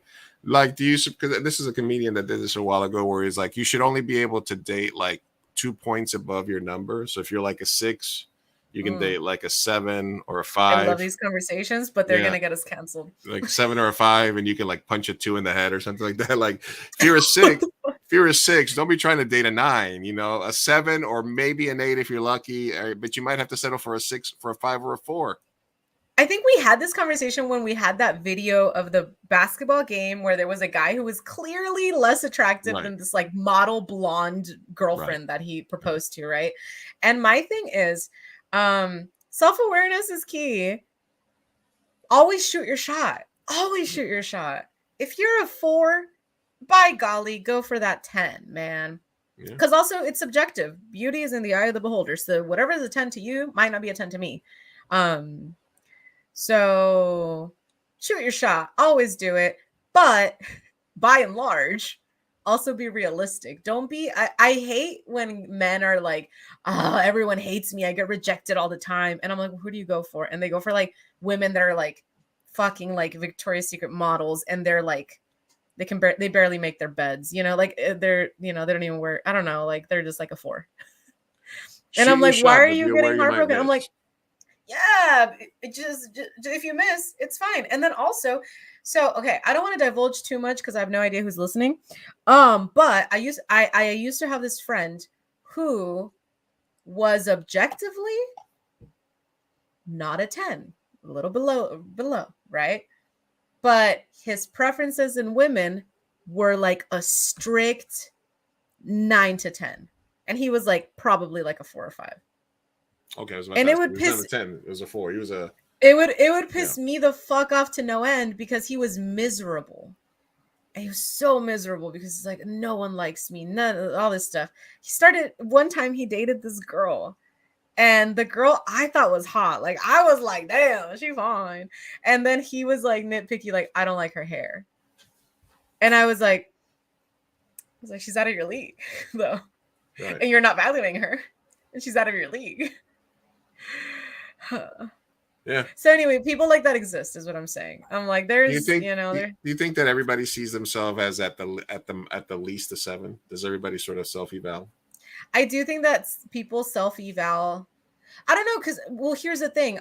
There's also people that self-eval below their level because they're self-deprecating a bit. So it really depends. It says a lot about your ego. But I think for the most part, the same way. So actually, scientifically, if you ask people what you think their IQ is or their level of like intelligence, they'll always say, I'm average to above average or average to below average. No one ever says I'm dumb as shit or I'm a fucking like, you know, intellectual. Unless they're like on the narcissistic to exactly. Exactly. I was like, who the fuck says that? Unless they're on the spectrum of like narcissism, whatever. Yeah, okay, sorry. But for the most part, everyone's like, average to above average. That's like the top answer. So I think when it comes to attractiveness, a lot of people are like, yeah, you know, 8, you know, I'm a 7, maybe like an 8 on a good day. Is that how you rate yourself? On the wide scale of like all females. Mm-hmm. Oh damn! Then no, I would. Although there's that Reddit subreddit. I'll save it for another day. I'll find it. But there's that like rate me subreddit. And then also I'm like a California 5, but I am like a Florida 10, baby. No, I'm kidding. No, wait, Florida's pretty hot. Hold on. I'm like a Mississippi 20. Listen, it also depends where you're at, bro. No, because you got like those like what's that white girl from Sweeney, whatever her name is. There's some of those in the South somewhere. You gotta. See, this is why I needed a refill because no Namazu was coming up. There's nines and tens in every state. I feel that are pretty that they can get. Like you can probably get an Eskimo 9 somewhere in Alaska. There's probably one of those. There's a hot ass Eskimo somewhere. I know it is. 100%. Yeah. So you think you and I can't talk about this? We're gonna get canceled, Lou. This is the clip that people are gonna clip out later on. Sophia says she's a California 5, but Mississippi 10. Hey, man. Listen. I could be a 9 if I tried. If you tried, I could.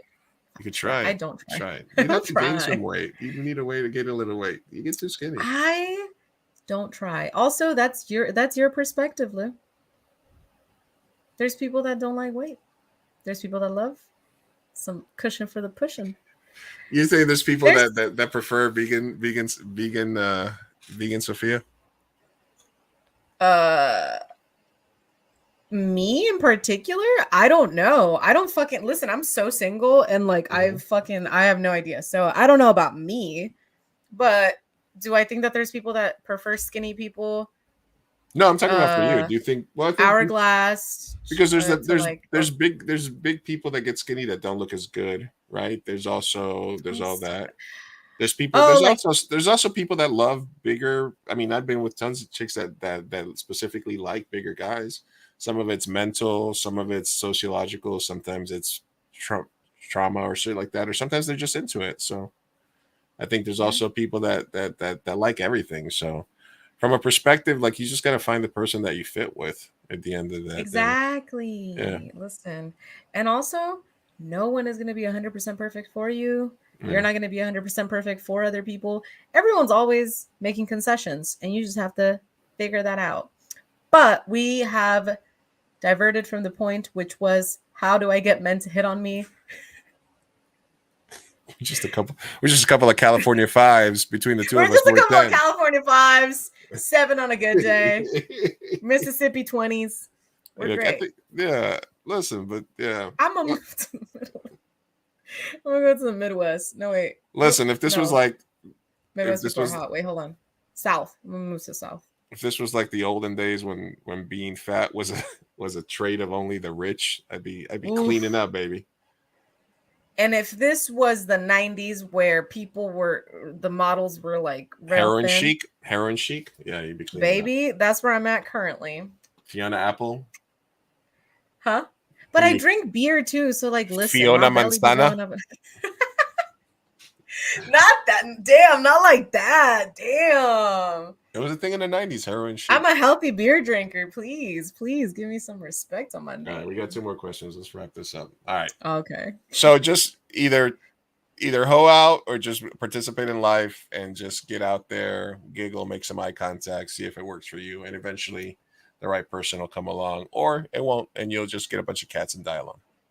Yeah, pretty much. All right. My boyfriend and I have been together for almost. Next question comes to us for me to be or not to be a stepmom. Interesting.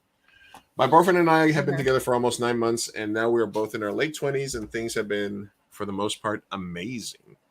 Ooh. We like that. We like that. That's always good. All right, good start. I'm just putting it over here so I can read it. Here we go. Something we do not have in common is my boyfriend is a father of 2 children with his previous relationship, and I don't have any kids. I hate admitting this, but it has been a frustrating dating a parent.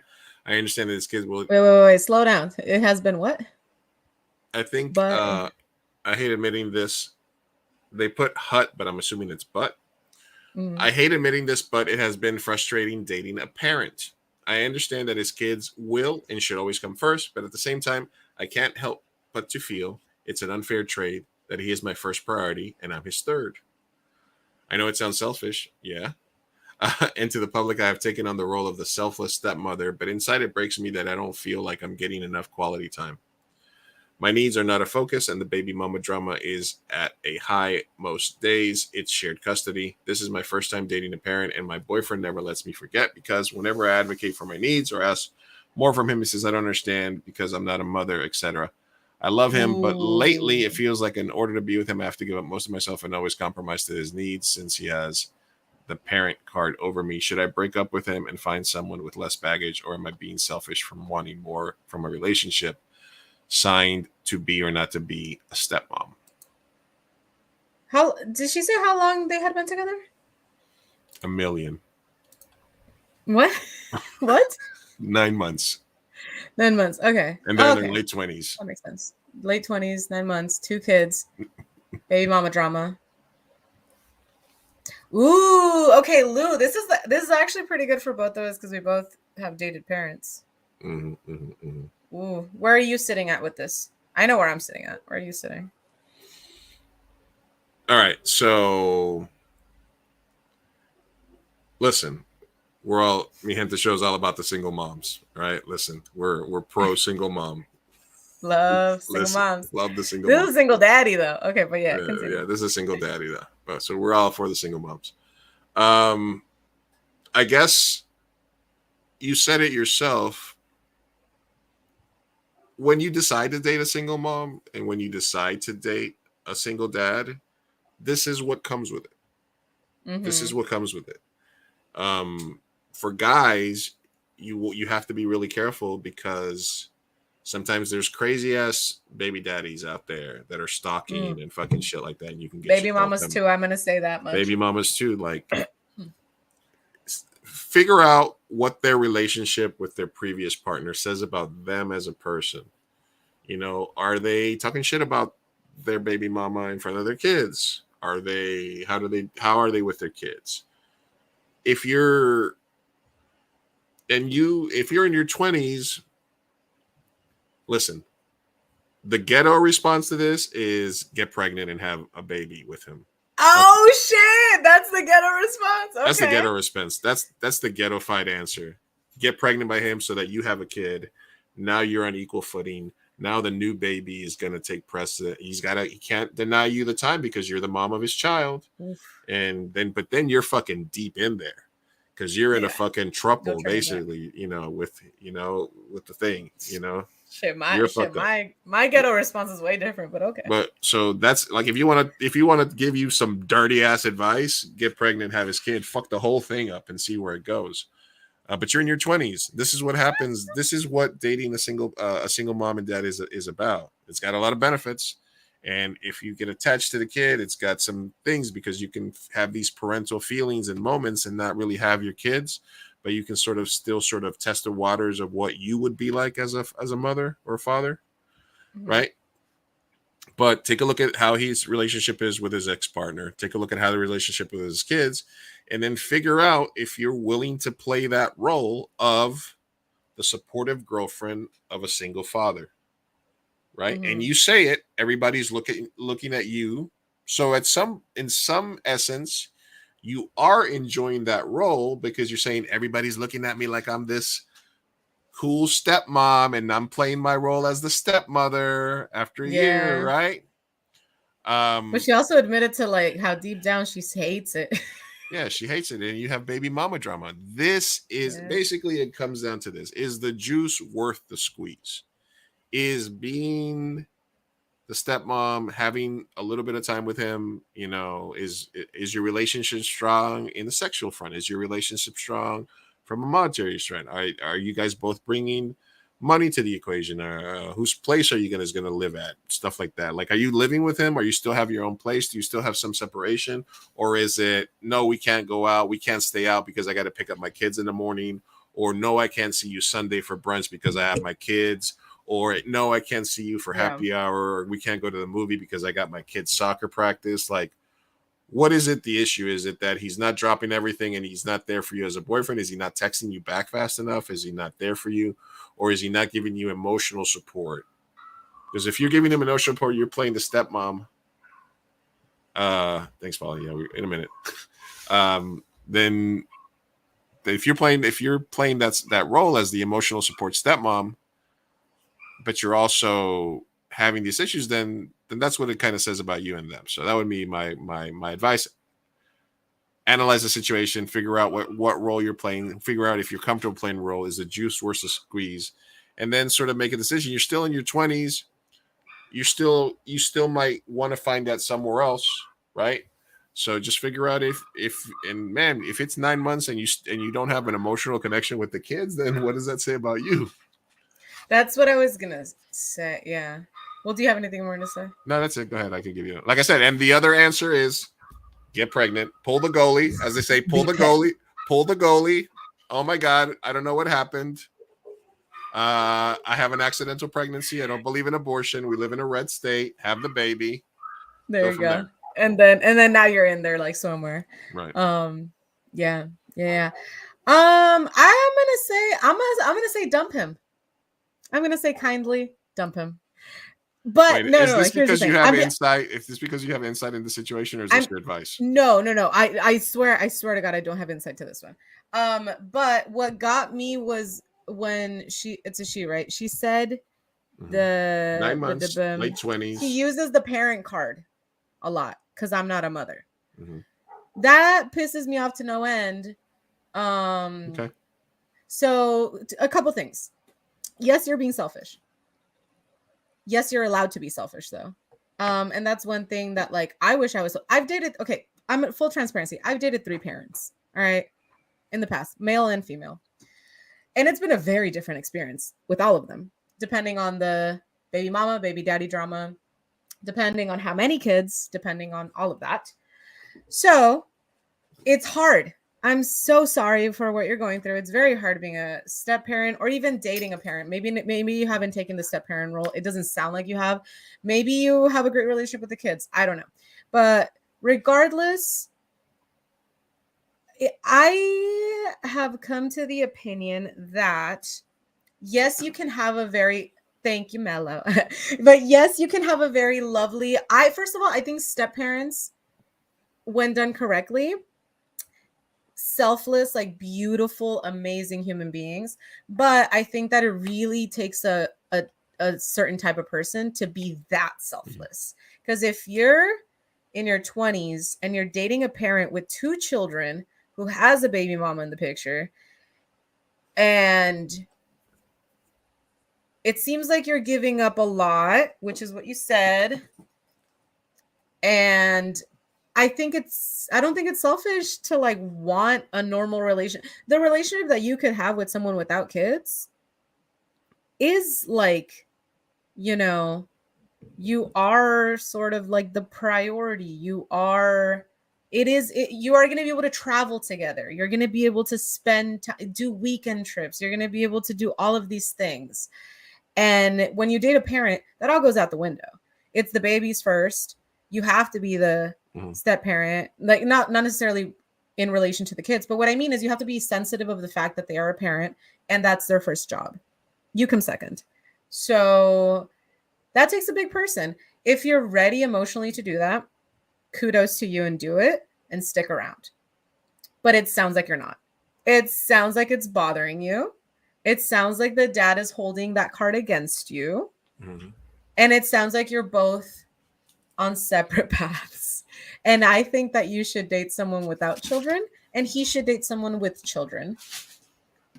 And I think that could possibly be the best way to continue. I think that eventually if you break up, have a break, and you change your mind and you really want to take on the stepmom role and you're ready, then do it. But dating a parent is settling down. It really is. You have to live a settled life because for the children's sake, you have to be that settled adult. Yeah. And you have to support. Man. You can't be exactly. You can't be going to Burning Man. You have to support your boyfriend through stuff. I really didn't like the fact that he's using the parent role, because there was one ex that fucking did that all the time, and that pissed me off to no end.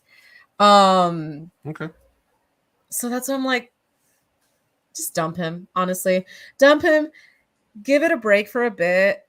If you miss him a lot and you realize you love him and you're willing to give that side up of your life to be a step parent and to be that extra support in the child's life, and maybe marry the dad, all of that, then do it.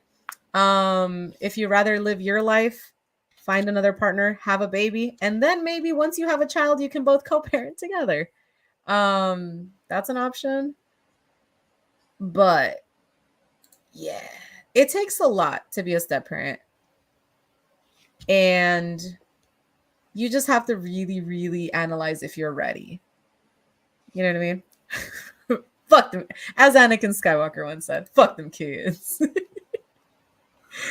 I mean, there's 2 of them too. Jesus. I had this ex that like literally it was like boom, back to back. Like, sorry. Anyway, we won't talk about him. But whatever. Anyway, so damn. Just dump him. Honestly, if you even submitted, just dump him. Fuck them kids. But also, maybe I'm being being too bitchy about this. Good. Maybe I'm being too bitchy. If you really got a lot to say on this one. If you really, well, dude, I have experience. Goddamn. I'm surprised you don't. Well, I mean, you did. No, but, I do. I do. You're also a happy step parent without the relationship. You just enjoy it. Yeah.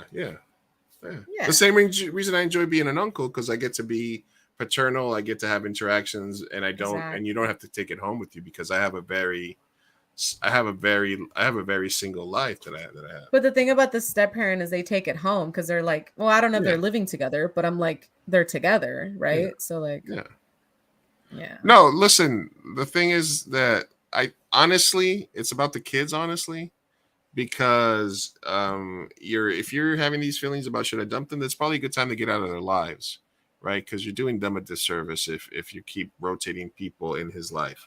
So maybe you break up in a matter where you're like, listen, I'm still, you already have all this, don't call it baggage, but just so you already have all these responsibilities. I'm going to give you some time to sort of figure out your life with your kids and your ex. Mm-hmm. Plus, there's always that like slim chance of reconciliation. That's what I was saying. What's the relationship like with the baby mama and stuff like that? But definitely, is the juice worth the squeeze? Think about what the relationship is with the kids, because that's a lot of that comes like I was in a relationship with somebody and I still have a relationship with them and their kid because I'm attached with them. And from the other part, as like a guy in my age in Southern California, it's very rare to find. It's not, I'm saying very rare, but a lot of the girls that are out in that dating pool, like if you're on apps, they all and have stuff children like that, at that point. Yeah.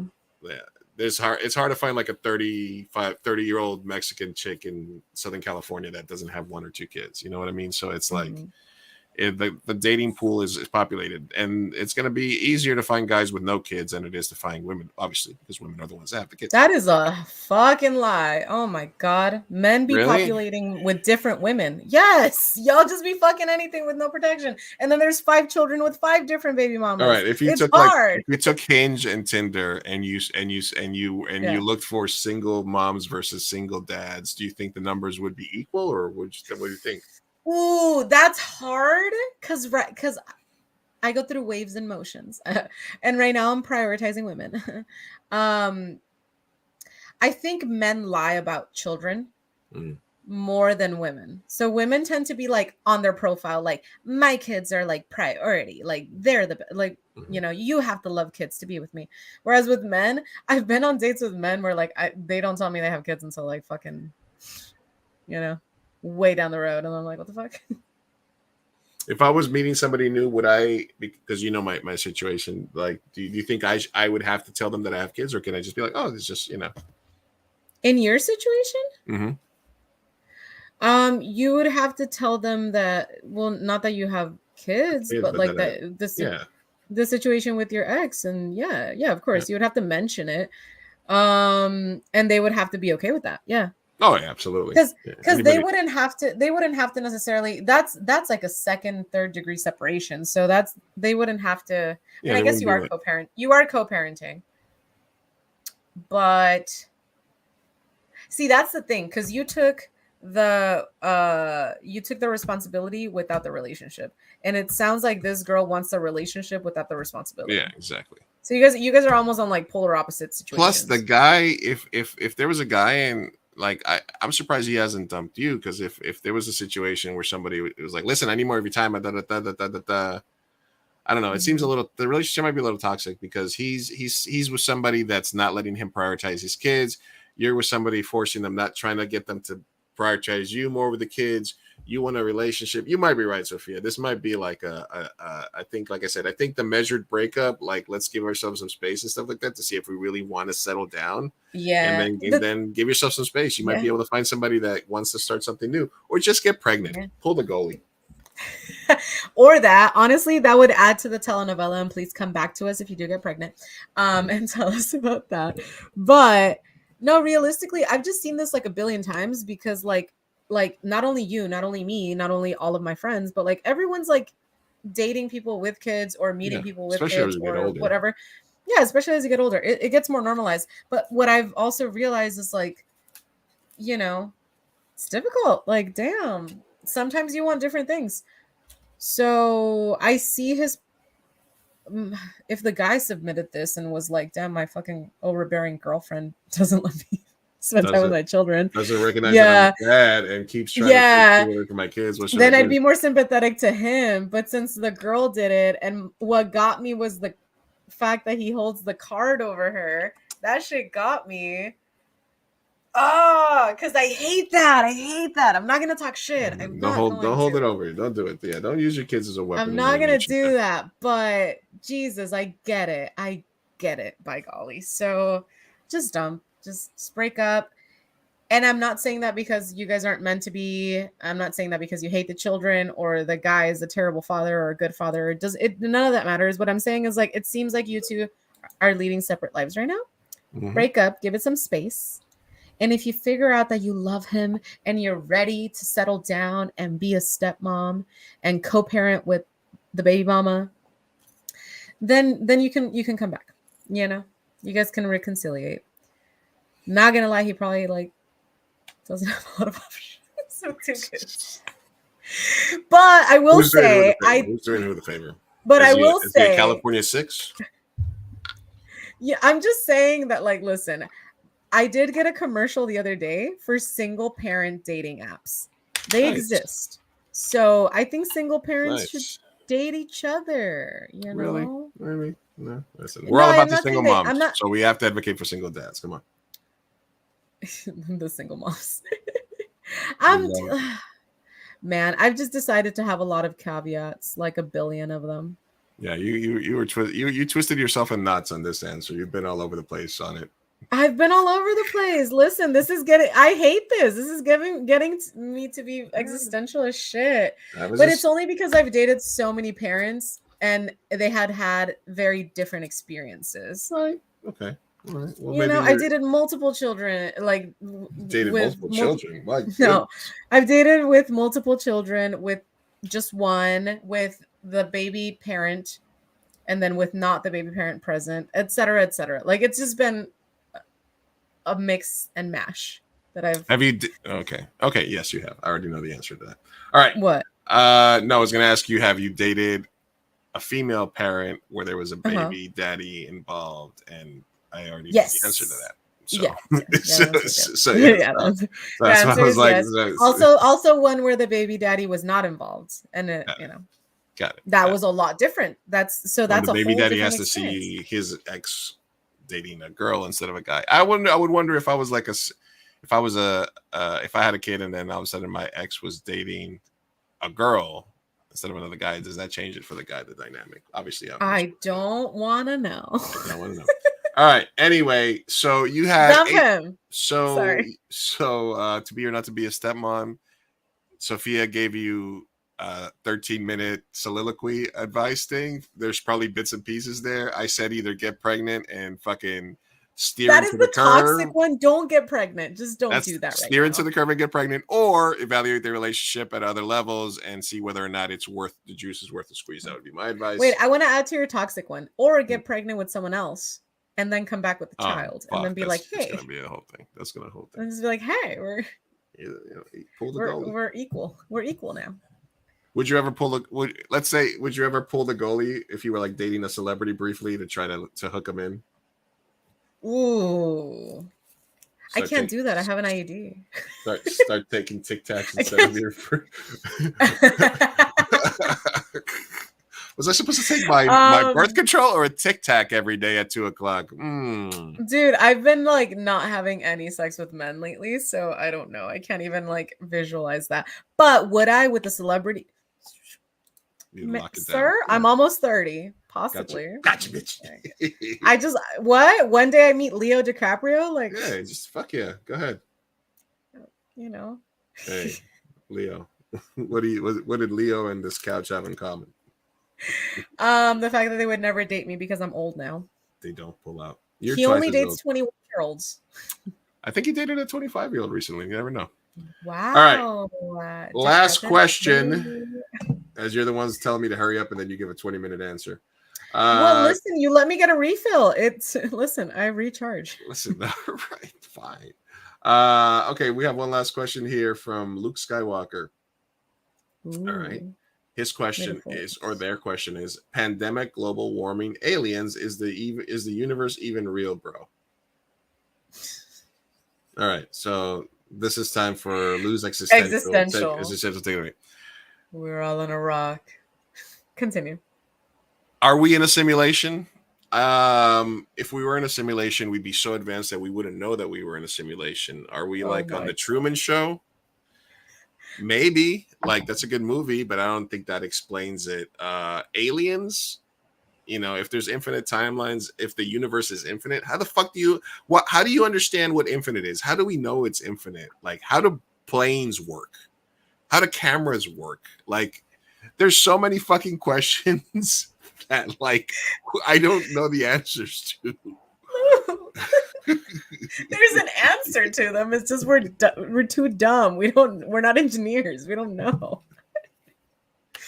But have you ever thought like fucking how does an airplane work? God damn.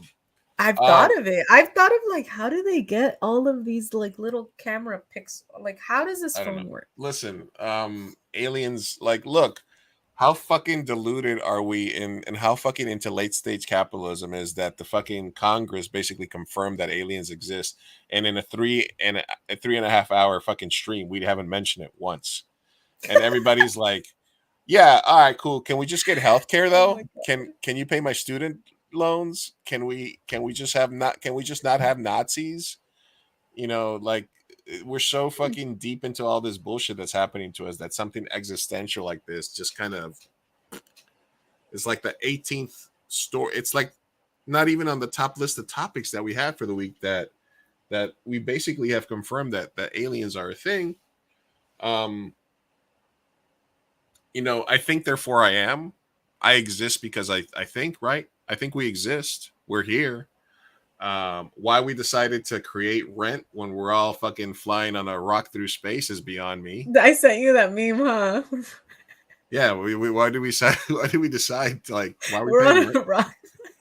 It reminded me we're on a rock flying through space. I was like, and we decided to pay rent. Yeah, like, what the fuck? Like, there's this whole, like, I think Louis C.K. had a bit about it where, like, what if God came down and was asking, like, what the fuck is all this shit? And he's like, oh, well, we fucking created the cars so why don't you just walk? You know, he's like, well, we needed clothes. And it's like, why don't you just fucking, when it's cold, it's cold. When it's hot, it's hot. Well, we processed the pig. It was like, there's stuff. Just eat the stuff on the ground. I left stuff everywhere. There's like stuff on the ground. I left stuff everywhere for you to eat. Like, oh, but we like the air conditioner, and you know, like I don't know, man. We created a society, but we fucked up somewhere because we equated value to material things, and we created a fucking system of shit, and it all went to shit, and now we're all fighting each other for crumbs, and there's like 100 billionaires that have like fucking end of the world bunkers and we're all sitting here fighting each other instead of just having fun, making art, and fucking each other. So I don't know what to tell you, man. What was the question? The question was pandemic, global warming, aliens. Is the universe even real, bro? I think the universe exists. I think we exist. I think it exists. Now, my question is, why do we exist? Why is there anything? Why is there existence? Why is there existence? That wasn't the question. The universe exists, but what happened before the universe? Why is there anything? What happened? Was it just a blank sheet of paper before, and then all of a sudden, big bam, boom, a universe Big exists? bam. What Big happened? bam, boom. The Big Bang Boom. Big It's bam, very, boom. it's very weird to me. Look, I don't know. I'm glad you asked this question, Luke Skywalker, because I can actually justify my existential rant. Finally, you have a good reason. I have a good reason This to rant. always Look, happens in the third hour. is the man. universe even real, bro? Ah, damn, it's so deep, so deep, so deep. So deep. It's so deep. Hits blunt. Take another puff. You know. Yes. Do you think, Sophia? Do you think the universe is real? You said it with the I think therefore I am. I mean, regardless whether it's real or not, we are here coinciding in the same fucking consciousness. We are sharing this reality, which means yes, it exists. It's real. It's real to us. Or as they say, cogito ergo sum. ¿Qué? ¿Qué? Right? I think that's it. ¿Qué dijo? That's the Latin, right? Cogito, consciousness, therefore I am. Cogito ergo sum. I think, therefore I am, or I'm conscious, therefore I am. If I believe, like it. I believe. Cognito ergo sum. Cogito ergo sum. Something like that. Yeah, we are. We I exist, will. man. Hey, man, if we're in the Matrix, if we're in a fucking simulation, fucking just rock out with your cock out. Go out there, create some havoc, make love, create some art. No one gets out alive, so might as well have some fun. Love each other.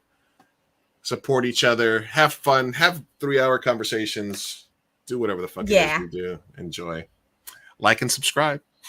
Yes. Leave a comment. Please share. Just as we participate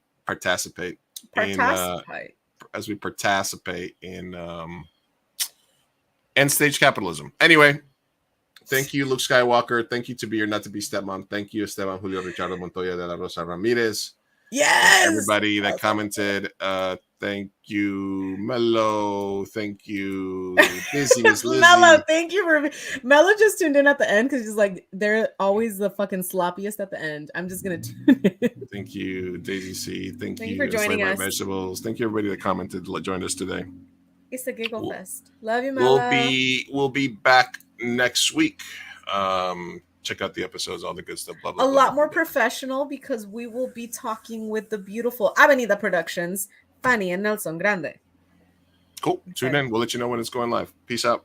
Yeah. Hasta luego.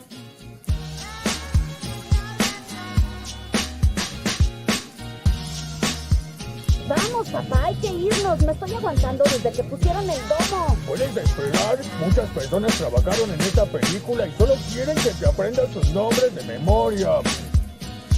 Y yo quiero asegurarme de que ningún animal resultó lesionado durante la filmación de esta película. ¡Listo! ¡Uy, palomitas en el suelo! Espera, parece que Maggie tiene algo que decir. Revela su primera palabra. ¿Qué escuela?